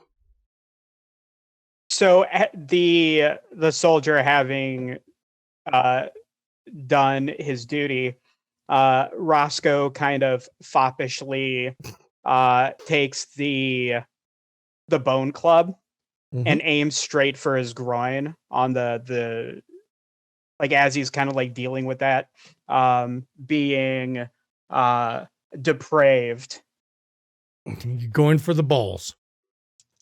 That's depraved. I got a 9 and a 4. 9 is very good. This blow, you do catch him where if he has balls, they would be. Now you don't know because he's wearing clothes. You're not sure if he actually has them or not. But that blow actually caused him to stagger a bit. But he's still standing. Ooh, feisty. Hurting, but standing. Everyone was down to 1 die left. Everyone gets 1 die back. You all have 2 dice in your pool for defense. Everybody has to roll defense. He literally, in a whirling move, swings at everybody. He attacks everybody in reach. So however many dice, you can roll 1 or 2 dice because everybody has 2 dice. You can roll 1 or 2 dice. Oh, that's a 3 and a 1. I got an 8. Shiala. Your strain increases by 2. Okay. You are now at 5 strain. Yes, I am. Roscoe? 8. I 8? rolled 1 die. 8. Okay. I'm just looking around first, and then I'll give everybody some damage. You got an 8, so you get partial. We look at his damage code. Oh, wow. Yeah. What did you get, Brooke? A 5 and a 1. So that's 2 stress for me as well. 2 strain for you as well. But at least the 5 counts as a partial success. Yeah, my 3 does not. Drake, what did you get? This is going to hurt. So Drake takes no damage, but it's not going to help. I think I feel everybody else's damage, though. Teddy, Yeah. what did you get? I got a 9 and a 1. So you gain 2 strain as well. You're up to 5 as well. A lot of strain this round. Strain is going to get y'all before anything else does, to be honest. But you still did a partial success, so that's good as well. But let me tell you what happens with this attack.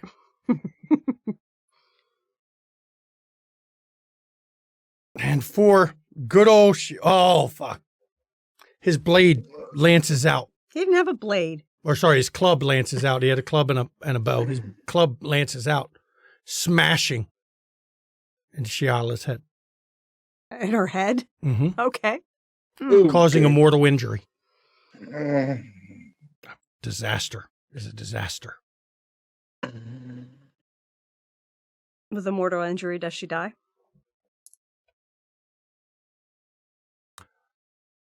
You go down, your head cracked, bleeding, but you're not dead.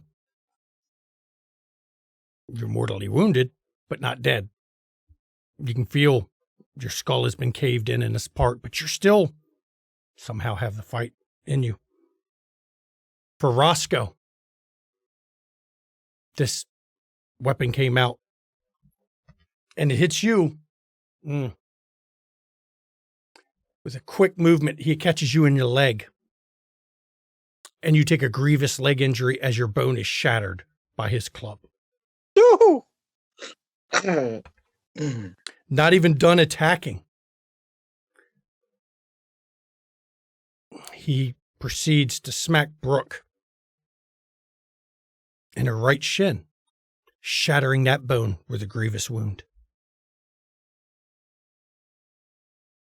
There's a reason he's on the guard. And then we come to Teddy. Teddy, you're on the ground. He manages to hit you. But somehow, unlike the rest of them, he doesn't shatter your bone. But he does something to your leg. Feels like your knee gave a bit.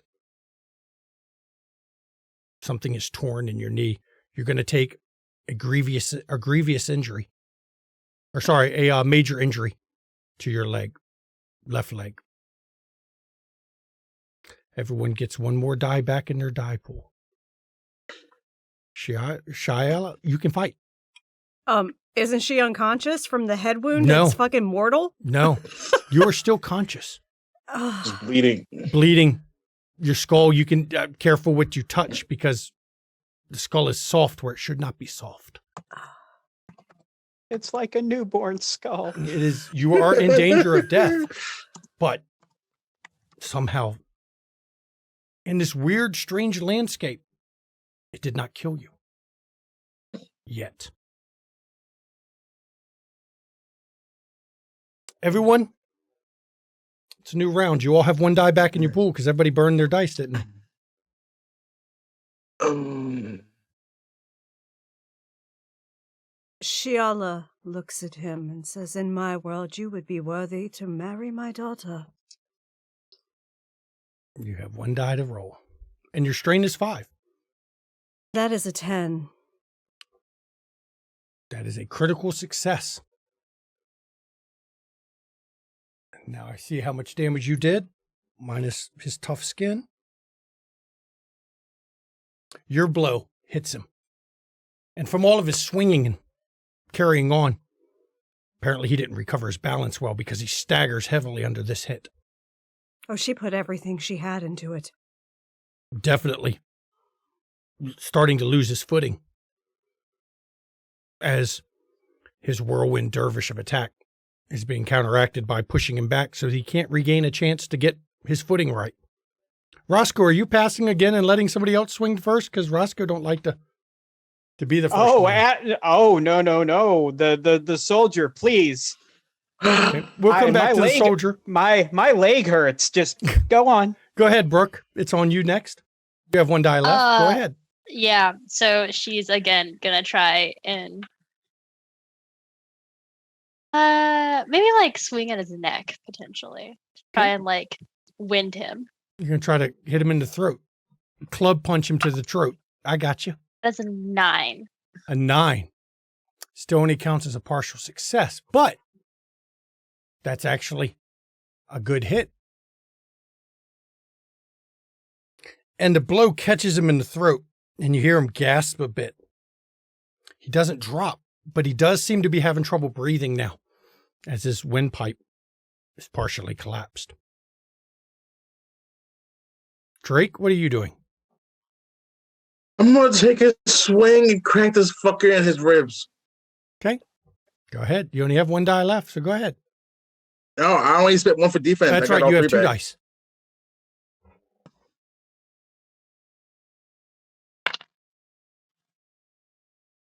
Got a 10. That's a lot of 10s coming from you. You need to give up your quartermain dice because that's some quartermain dice.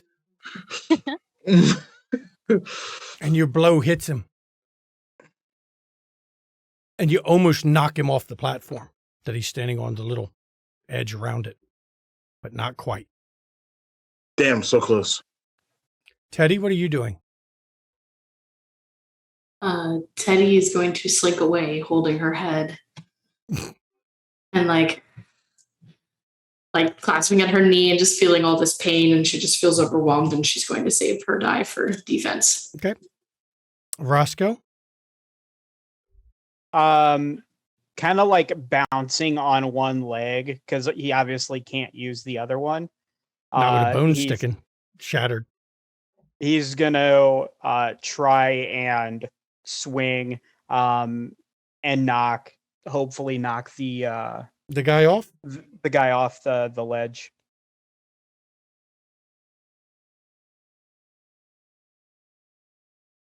That is a 5. And what is your strain? 3. That's right. You didn't gain it. It was Shiala and Brooke that increased their strain.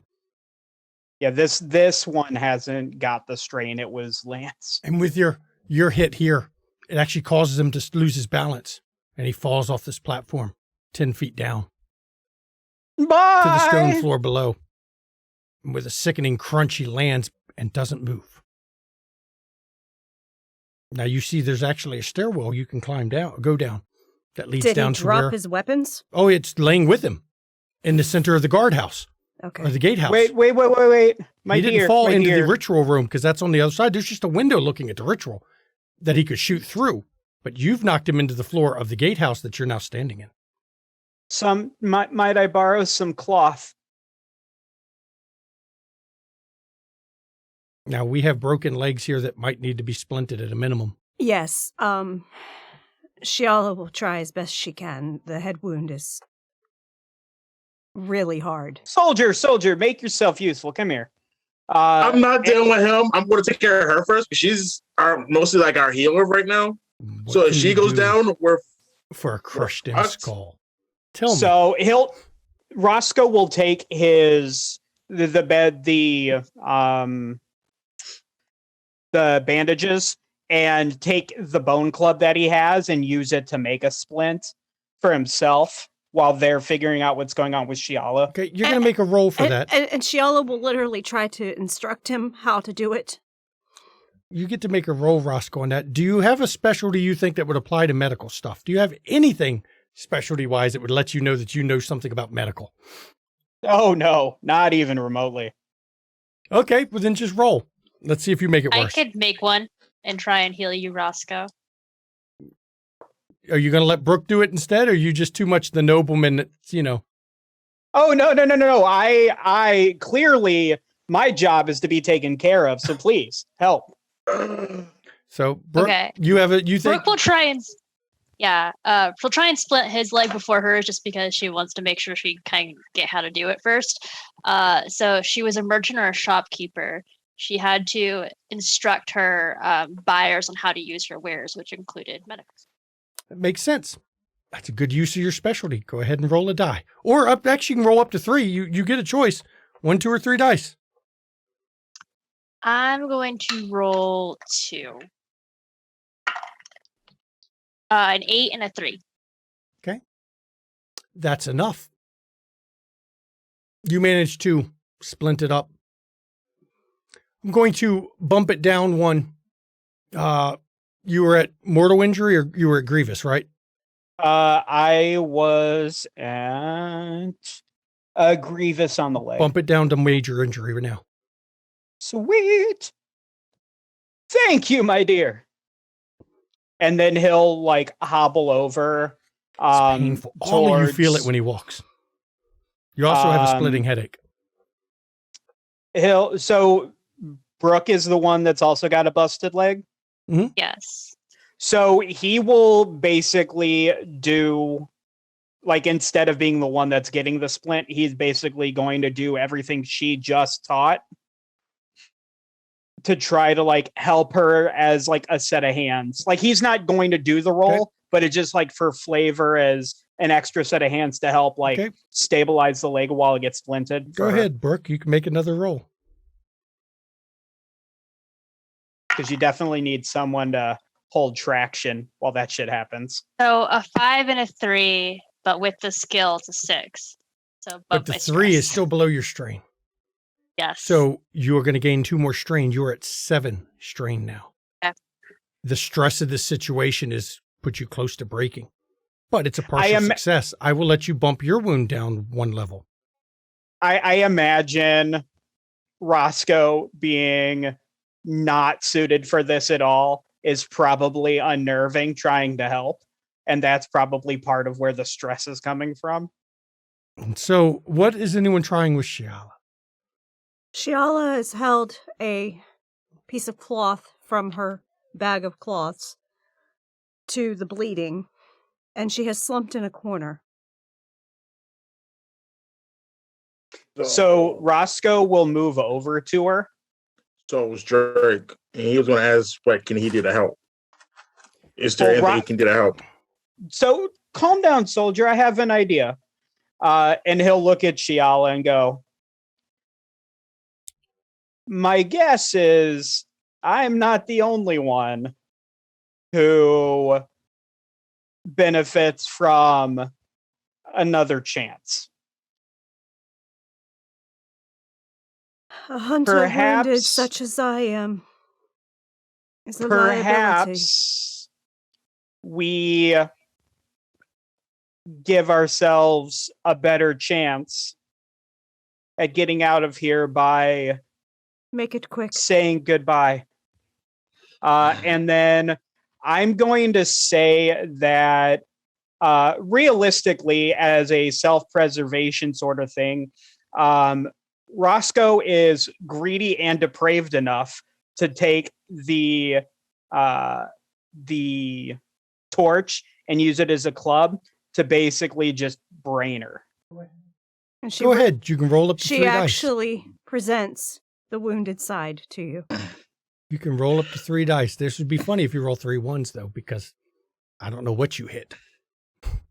So this is out of combat. So I literally, whatever I roll, I don't have to worry about losing dice. No, you don't have to worry about losing dice, but you can get strain from the from the situation. So I'm gonna do 2 dice. Because strain is always a problem because it reflects the psychological impact of what's going on around you. You're not used to this. 6 and a 7. With a sickening crunch, this torch slams into the wound, part of her head that was So damaged. Before he swings, Roscoe will say, "My apologies, my dear," and then wham! And it drives these bits of bone that were shattered deep into her brain. And you actually feel the pain of it, and then you feel the pain fade and the link break. And then Roscoe will like immediately hobbling on one leg, kind of like gesture for everybody to move back. This is where the fun starts. And her body begins to decay immediately. And it turns to blackened ash with blood. And then the ash starts to gather, swirl. And as you watch, horrified in front of you, the body reforms, but it's not Shiala. It's somebody else. Who is it? It is Helen Womack.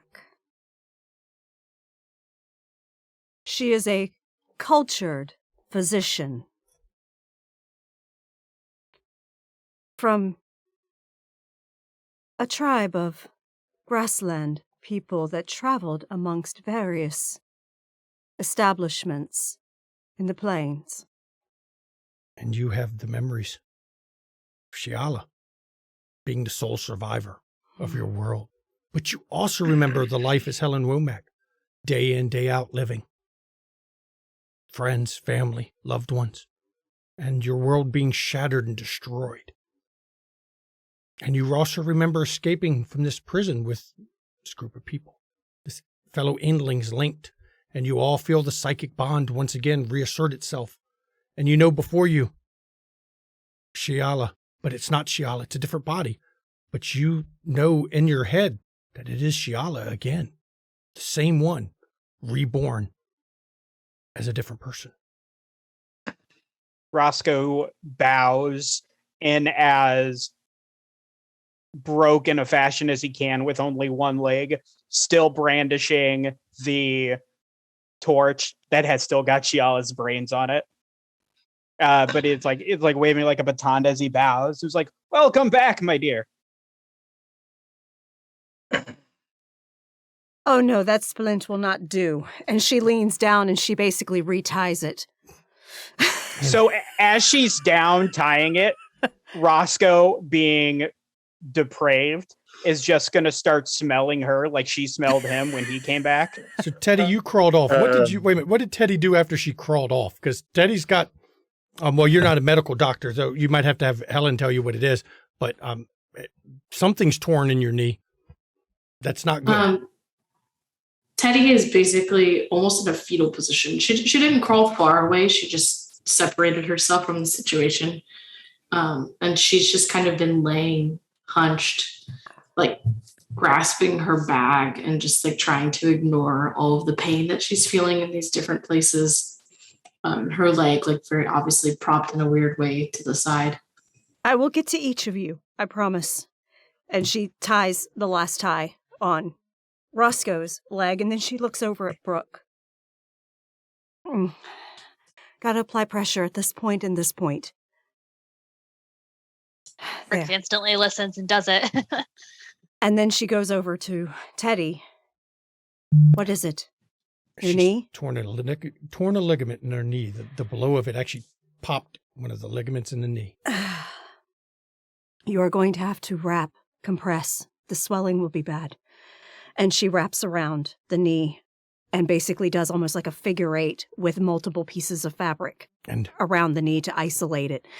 And you get to roll for that. Okay. How many dice? I'm going to roll 3 on that. And given you are a physician, you get +1 to it. And she's not delicate. She's a very grim physician. Ooh. Rolling 3 dice, though. Let's see. That is a 10, an 8, and a 1. She wraps it. And because she got a critical success, you can add. What type of physician were you? She was a surgeon.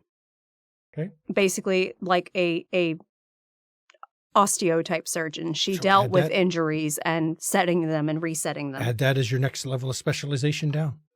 And Teddy, I will let you balance yours down 1 level, which you had a major injury, correct? Mm-hmm. Yours is now, you have to continue to be injured, but it's not counting against you in terms of pure injury type. Perfect. Use this as a crutch. And she hands her a club. Do not put weight on it. Now, Oh. Okay. you're in a gatehouse. There's bow and arrow sitting there. It actually looks like he's got 9 or 10 arrows. Bone. You don't know how in the hell where they got the bones from. Long, thin bones. Straight bones with bone tips. And the bone tips are actually part of the bone shaft of the arrow. It's all forged in a single piece. The bow is made of some sort of wood, but it's an odd wood, twists on itself, but it's a serviceable bow. And as you're in this gatehouse, you still hear the chanting going on in the other room. But from what you could see as you were climbing down, they had grabbed the man that had his legs missing. And he was being nailed to the altar. You don't know what happened to the one that was on it before. But there's a door, large door with looks like it's got a winch attached to lift the whole door straight up. And beyond it, you can see the night sky again, with strange creatures walking about. Tall things, kind of human-like. Some have cages on their head. Looks like they're bolted to their necks. Some carry the yoke of a plow beast. Some chained around their head. Some have their arms chained in odd positions. They're all ghostly, somewhat transparent. But they're all outside this door, wandering lost. But you also see the night sky.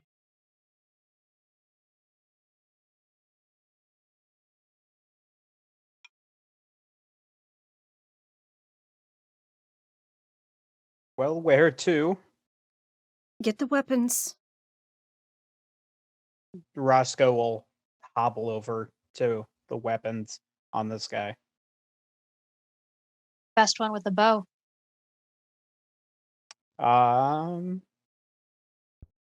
mean, I am willing to volunteer It's a shame I'm To not s- who I was. She was excellent with a bow.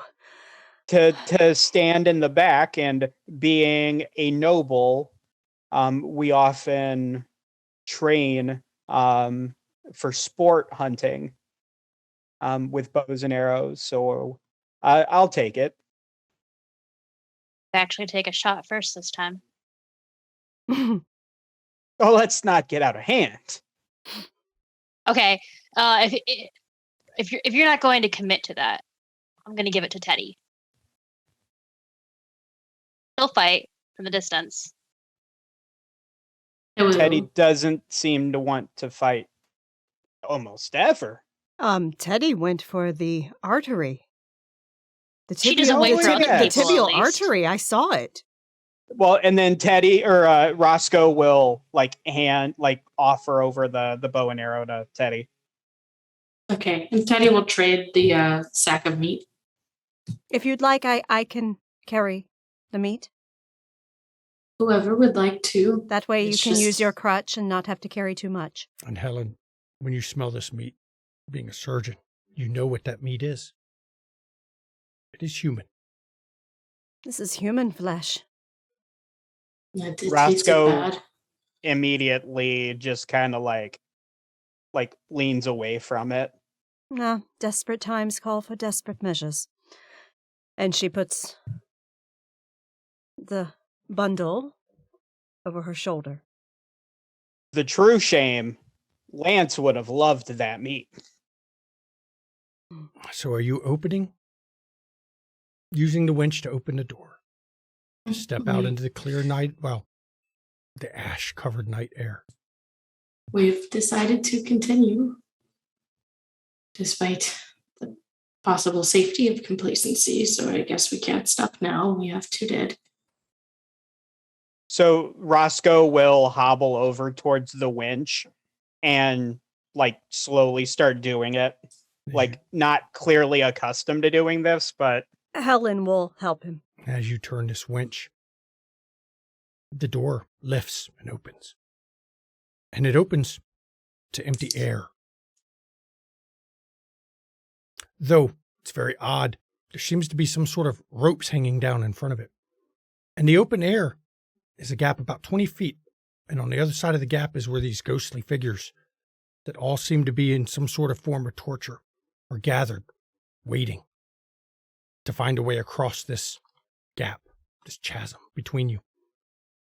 But the rope's hanging down from above. As you step out onto what little ledge there is and you look up, the ropes come down about 20 feet. There are trees up on a ledge above you. And unfortunately, those ropes end in hooks. Because attached to this tree, each one of you sees a family member, somebody from your lost world that you think is dead. But this hook is actually in their sternum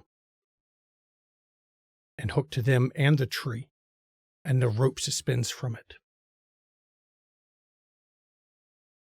And there's a imposing cloaked figure on a staff who looks down. And when he speaks, it whispers, but it's a creaking voice that the wind shouldn't allow to carry, but it does. I don't want you to die. I don't want you to die. Come, take my offerings to you, and so you may grant offerings to me, and you will be safe. And he gestures at the ropes for you to climb.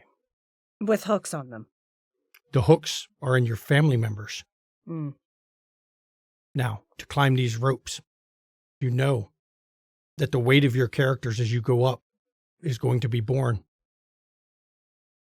on your family members where the hooks are impaled into, pulling through them as you climb. And your family members seem alive. They're looking at you, crying, moaning in pain.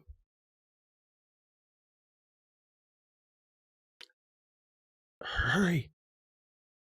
The chasm won't stop them long. You should climb. Give me what I want. I give you what you want. As a point of clarification, is this Roscoe's family member or Lance's family member, or does it matter? It's Roscoe's, because that is your current body.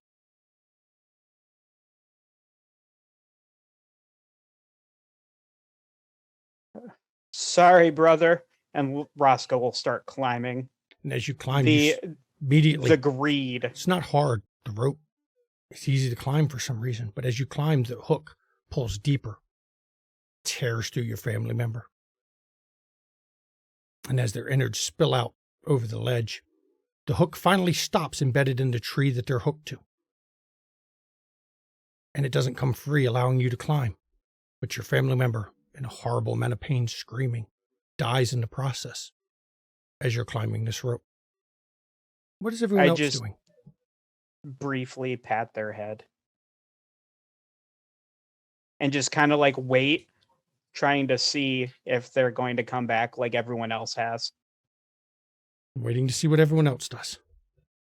It seems like the only way to go is up. Chasm. Don't really cross that. Brooke, seeing her father on the rope, she handedly climbs it and does not care. Oh, one suggestion. My rope is still down. Can't you all just climb up my rope? No. And as you climb, this hook tears through your father. And he screams in pain, screaming, I knew you'd do that, bitch. I knew you'd do it. You weren't worth anything anyway. And he dies as you climb this rope. Daddy issues. You deserve, asshole. What is everyone else doing?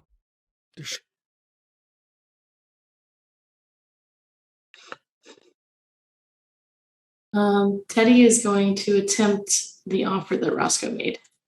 When you touch and try to climb his rope when instead. you touch his rope, it disintegrates in your hands. And the figure up on the cliff, no. You must give me what I want to get what you want. No cheating. Can't fault the guy for trying. And I will climb my rope. And Teddy was lived in solitude. She was almost an outcast. but she did have a prized cow that she had with her that was one of her main companions amidst the beast and was the provider of nutrients. And so this cow is there mooing, and she'll actually take it in her hands and like put her head against its forehead As the light leaves its and shed a eyes, tear. and it expires as well. And this figure looks down on the two that haven't climbed. Come, you must climb. Don't let the lost ones get you. You will become as they, trapped in your pain.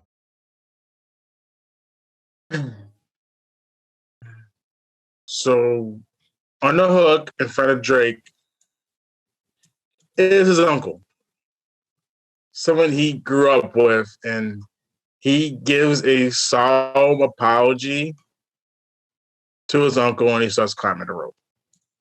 And your uncle screams an inhuman cry. And for those that are already at the top, this figure, you can see it's almost licking its lips. And it seems to be shuddering with the screams that happen, almost as if it's experiencing it and enjoying it, or possibly sustaining itself from it. And then we have Helen. Endling Berlin, what are you doing? She is looking at her husband in his misery.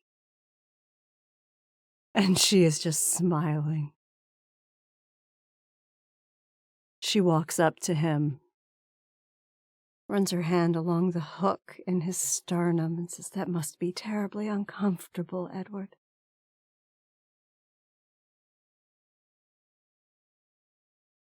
Like all the lies you told me. All the empty promises.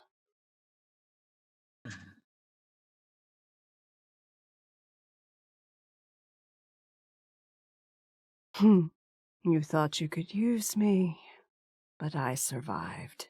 And she ran up. She basically And as he climbs up. screams, should have never even fucking spoke to you in the and he dies from the pull. And when you get to the top, that figure looks over. Bargain made, bargain kept. And then that figure actually is a rock outcropping. You don't know why. Looks just like it, but it's not. There's nobody there. But beyond it, you see a path that leads down the mountain through the dust with none of the lost. Let's hope I didn't trade one liar for another. And as this group of endlings move down the path, the mountain behind you shimmers, disappears. And that maze you saw before that you woke in, you see behind you at the entrance to it, or the exit that you've just exited. You have stepped from the maze created by the death of your Eye of the Throne into the world of Xas Irkalla. And this is where we end this particular adventure. Of course, I would like to thank Phantom Trickster, Endling Sora Kingdom Warrior right there, Drake, for the donation. I would like to thank Ravnos Archon for their donation to this amazing cause. I hope everyone enjoyed this rather dark game. It's not what we normally play around here. Actually, this is the first pure horror I've done. I hope everyone enjoyed it. I hope the players enjoyed it. It was awesome, and I want to play some more. I was joking so much. I know, it's so sad we're stopping. I Oh my know. God. I know, it's like, Someone make a campaign out of this, please, please. I got so many more names to get through. You have Okay, escaped. he already picked up on the You pattern. escaped the maze that was created when the Eyes on the Throne died, because the fragments of their nightmares, the fragments of everything they experienced and all the worlds that they dreamed of, merged into this maze that you were trapped in. Mm. Because And what a reality maze. itself is bent by them as they die and as they live. So I do thank everyone. I guess before we go everywhere else and we do our normal outro, I'm going to go around the table and see what everyone thinks. We'll start with Endling Verlin. This is fucking awesome, and I want to play more because I want to go even darker because Helen's just the start. That was dark as shit. Oh, damn. There's nothing in this world that doesn't come without a price. Oh, no. The of course. cost to leave was defeated in pain. Mhm. And whether it was real or not, you'll never know. But if it's real enough that you think it was, This bitch doesn't care.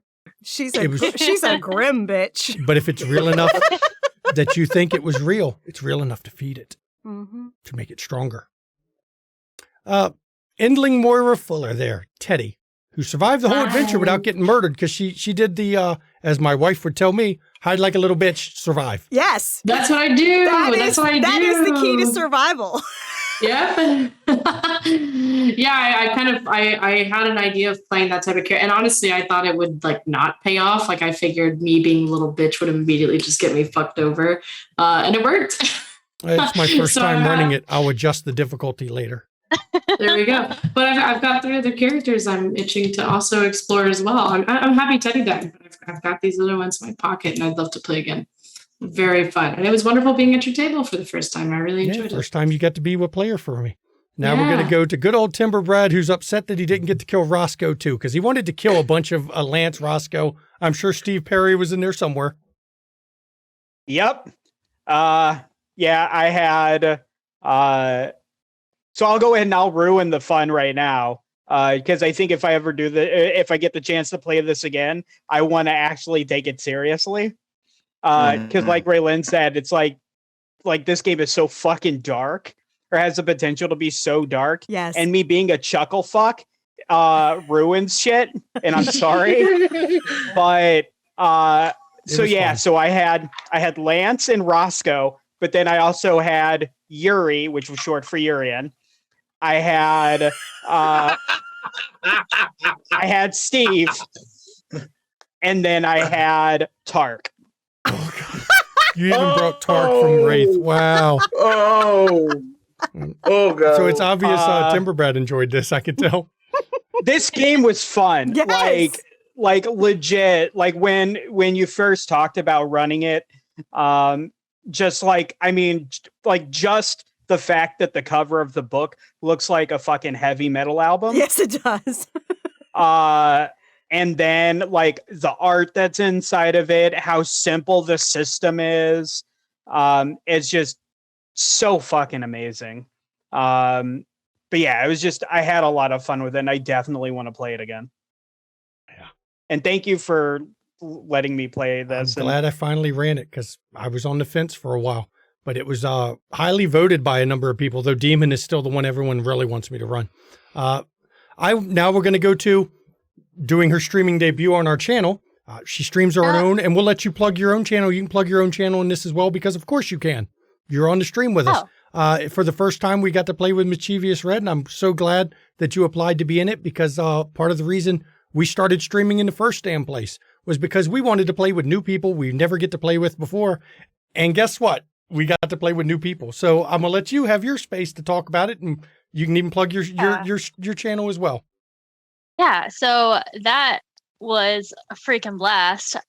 You said it was over and it was like a movie ending, like 15 minutes before the end where you just don't know what's going to happen. I was like, it can't be over. Yeah, it's supposed to be going still. So I definitely enjoyed it. I wanted more. I still want more.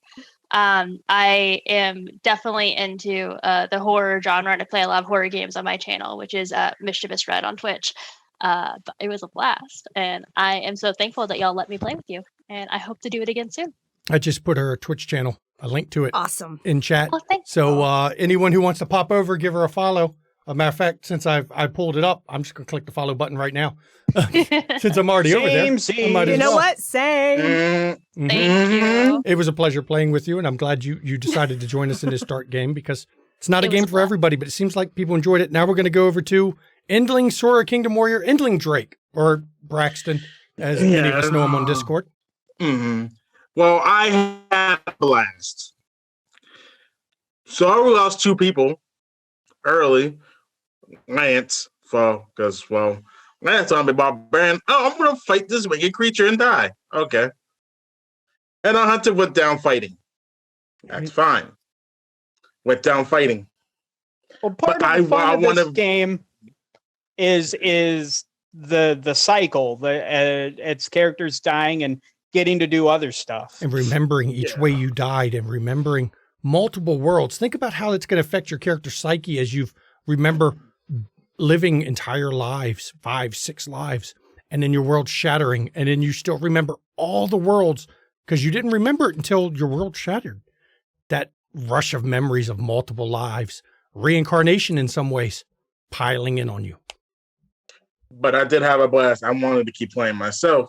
If someone out there must a campaign out of it, let me know, please. Yeah, it is. I'll sign up for it.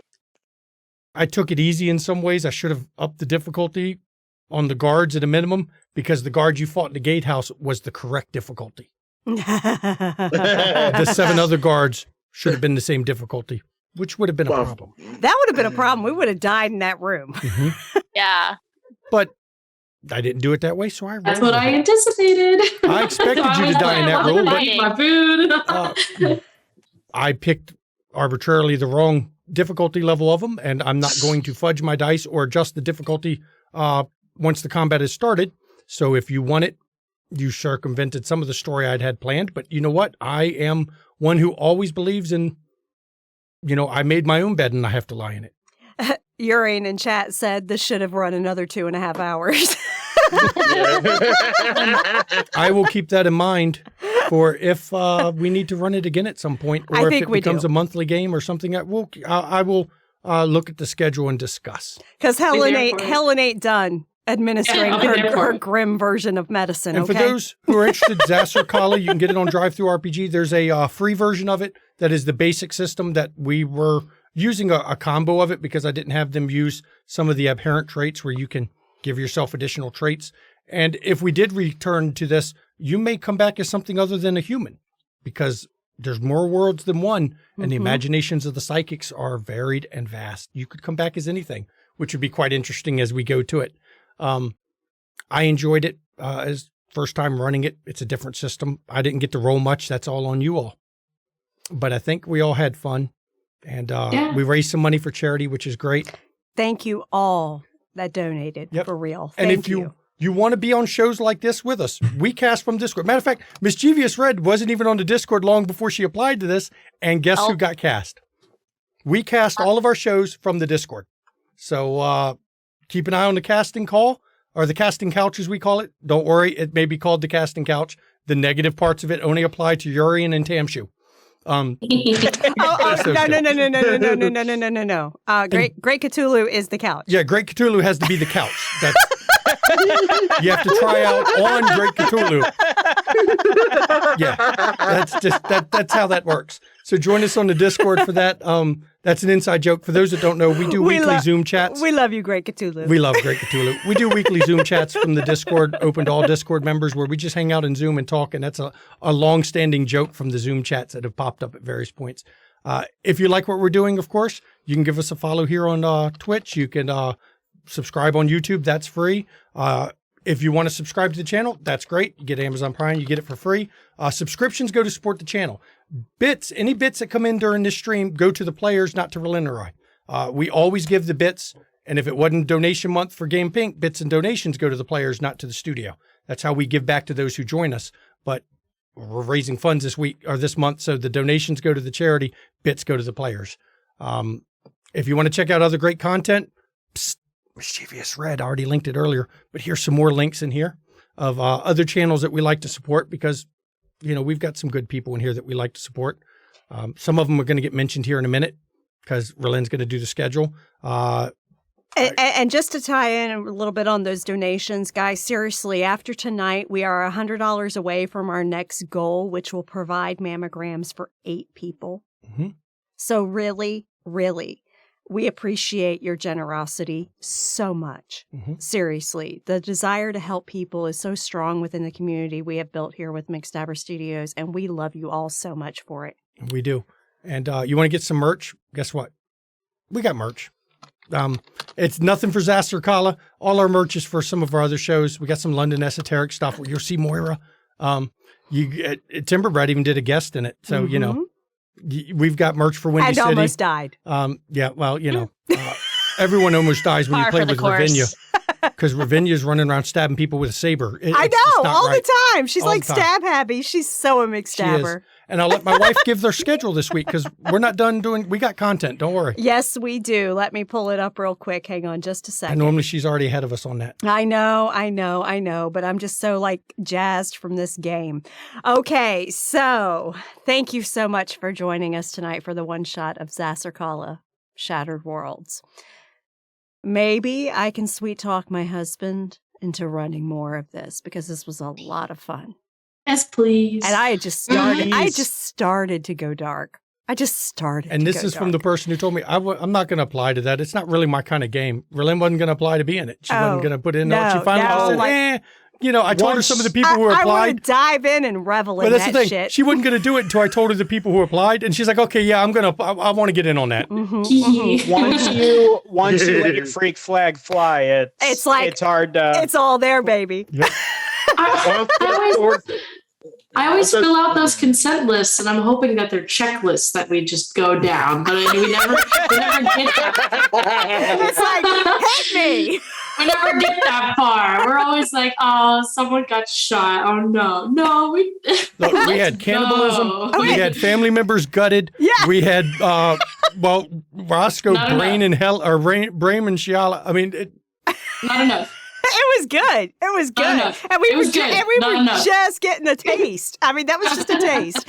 All right. So tomorrow, join us at 3 p.m. Eastern for London Esoteric Society with the lovely Moira in it. Join Tiss and her crew of investigators as they investigate all the cult stuff going on in Victorian era London for London Esoteric Society, 3 p.m. Eastern tomorrow.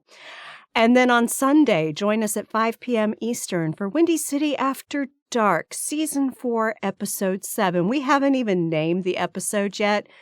Shanky here still needs to actually do the post-processing on it. ash and dust. No, we're not there yet. But Ash on a tin roof. Ash But on we a tin can't make roof. it my out of context spoiler for an episode name. no, 'cause we Twitch won't let me. cannot because you're using a bad word in your out of context spoiler on Discord. But yes, so basically join us at 5 p.m. Eastern on Sunday for that. We have a special guest appearance of Shade Moraquenda in Twitch chat, known on our Discord as Ebon Blade. He is joining as his Ravnos, Joseph Kerr. Joker. Mm-hmm. And it is a very fun session. Shit hits the fan in a glorious way, and you don't want to miss it at 5 p.m. Eastern on Sunday. And then Monday is the finale, the Chronicle finale of Haunted Chronicles, the Black Death Chronicle, run by Tamshu. 3 characters bid it last week. One bit at the first when they returned too. I mean, they're down half their players already. Mm-hmm.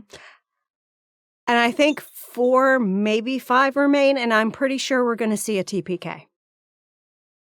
I mean, TPK for a good cause for Game Pink. Join us 8 p.m. Eastern on Monday for the TPK.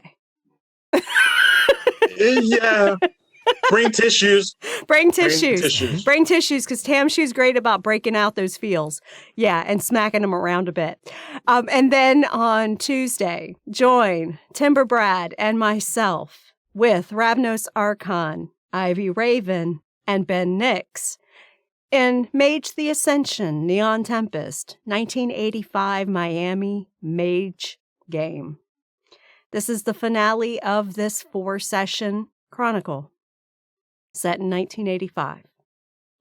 We ended last session with a Mexican standoff. And it's only going to go downhill from here. Somebody brought a sword, and my wife pulls out a grenade to a sword fight. That's not a standoff. That's somebody with a fucking grenade. Just saying. And I pulled out a lighter. And he's got a Zippo. With a vampire in the room. You know what? Shit's about to get real hot up in that place. Yeah, don't forget the Some smiley like it part hot, of the as domain. that old song goes. Yeah, it's a smiley grenade. She has the I have a nice day grenades. yes, Love of course. Oh, those Love grenades. it. And then join us on Wednesday at 8 p.m. for the premiere of The Way Home.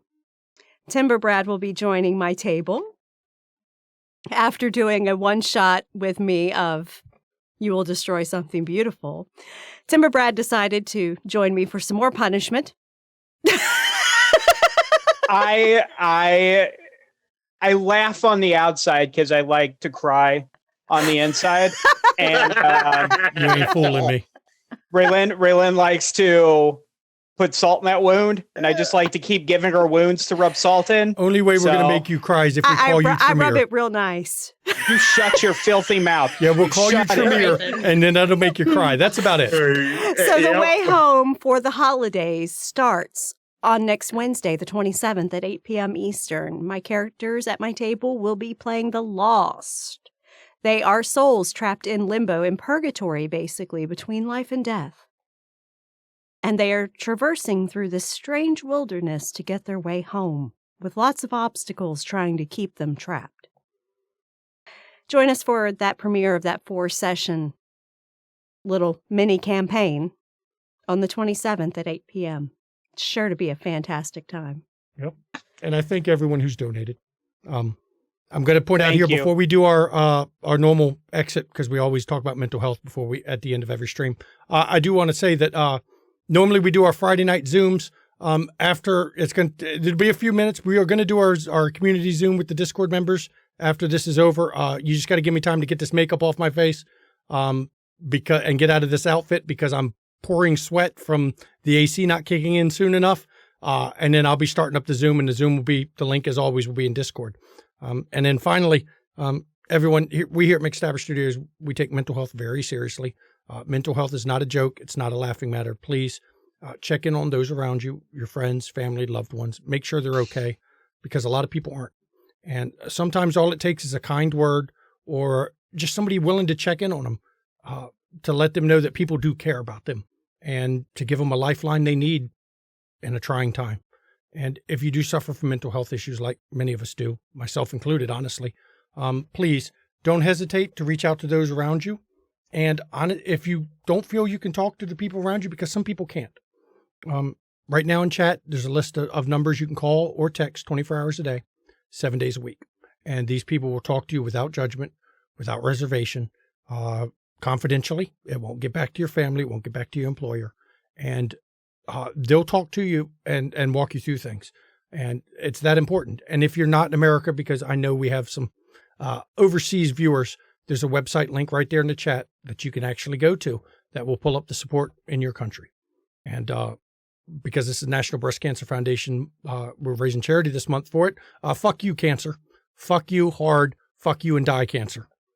I say that as somebody who's lost multiple family members to cancer. It's no fucking joke. Fuck you, cancer. And I'm going to let my wife do her part, because we have 2 nurses at this table at the moment. Yes, we do.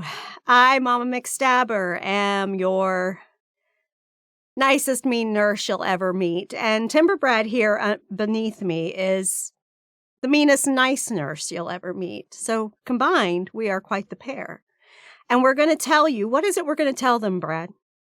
Get your goddamn shots. That's right. Get your flu shot, because it is fucking flu season, crazy people. Get your goddamn flu shot. And then on top of that, get your COVID vaccine, because you know what? If you protect yourself, you protect those around you, and you won't get sick and end up in the hospital that is already full with people who are sick. So you know what? Nobody enjoys a vacation at the hospital. Avoid it. Get your fucking vaccines. That's not a I vacation. don't like getting paid at the hospital. Don't. Just So, it's a quick jab. One more thing before we go. it's a quick jab. That's what she said. No, that's not what she said, because she wasn't Like, you'd hope satisfied not. with that. Yeah, I was One like, more nope, thing. not. I want to thank all of our nurses and doctors who working at the hospitals, past, present, and in the future, for helping us out. Without them, we wouldn't be here right now. So at least when you see them, tell them thanks. It'll make their day a whole lot better. Tell whoever pays them to give them raises. Just going to say. That too. Tell them to staff appropriately. Yeah. I'll take the staffing. Just give me the staffing. So I do thank everyone for coming, and it's so glad to play with you, Mischievous Red, for the first time, and finally have Moira on the opposite end of the table from me, so that I could unleash a little bit of dark terror on her. And as always, it's a thank pleasure you. to every time I have my wife at the table and Timber Brad and Sora Kingdom Warrior there, it's a great game, everybody. And I thank you all for coming. And hopefully we see some of you for Call of Cthulhu, and hopefully we see some of you for Windy City, or if you can make it, you can make it. But good night, everybody. And we will see you next time with whatever in the hell we're doing. Good night, everyone. Good night, everyone. Have a good night.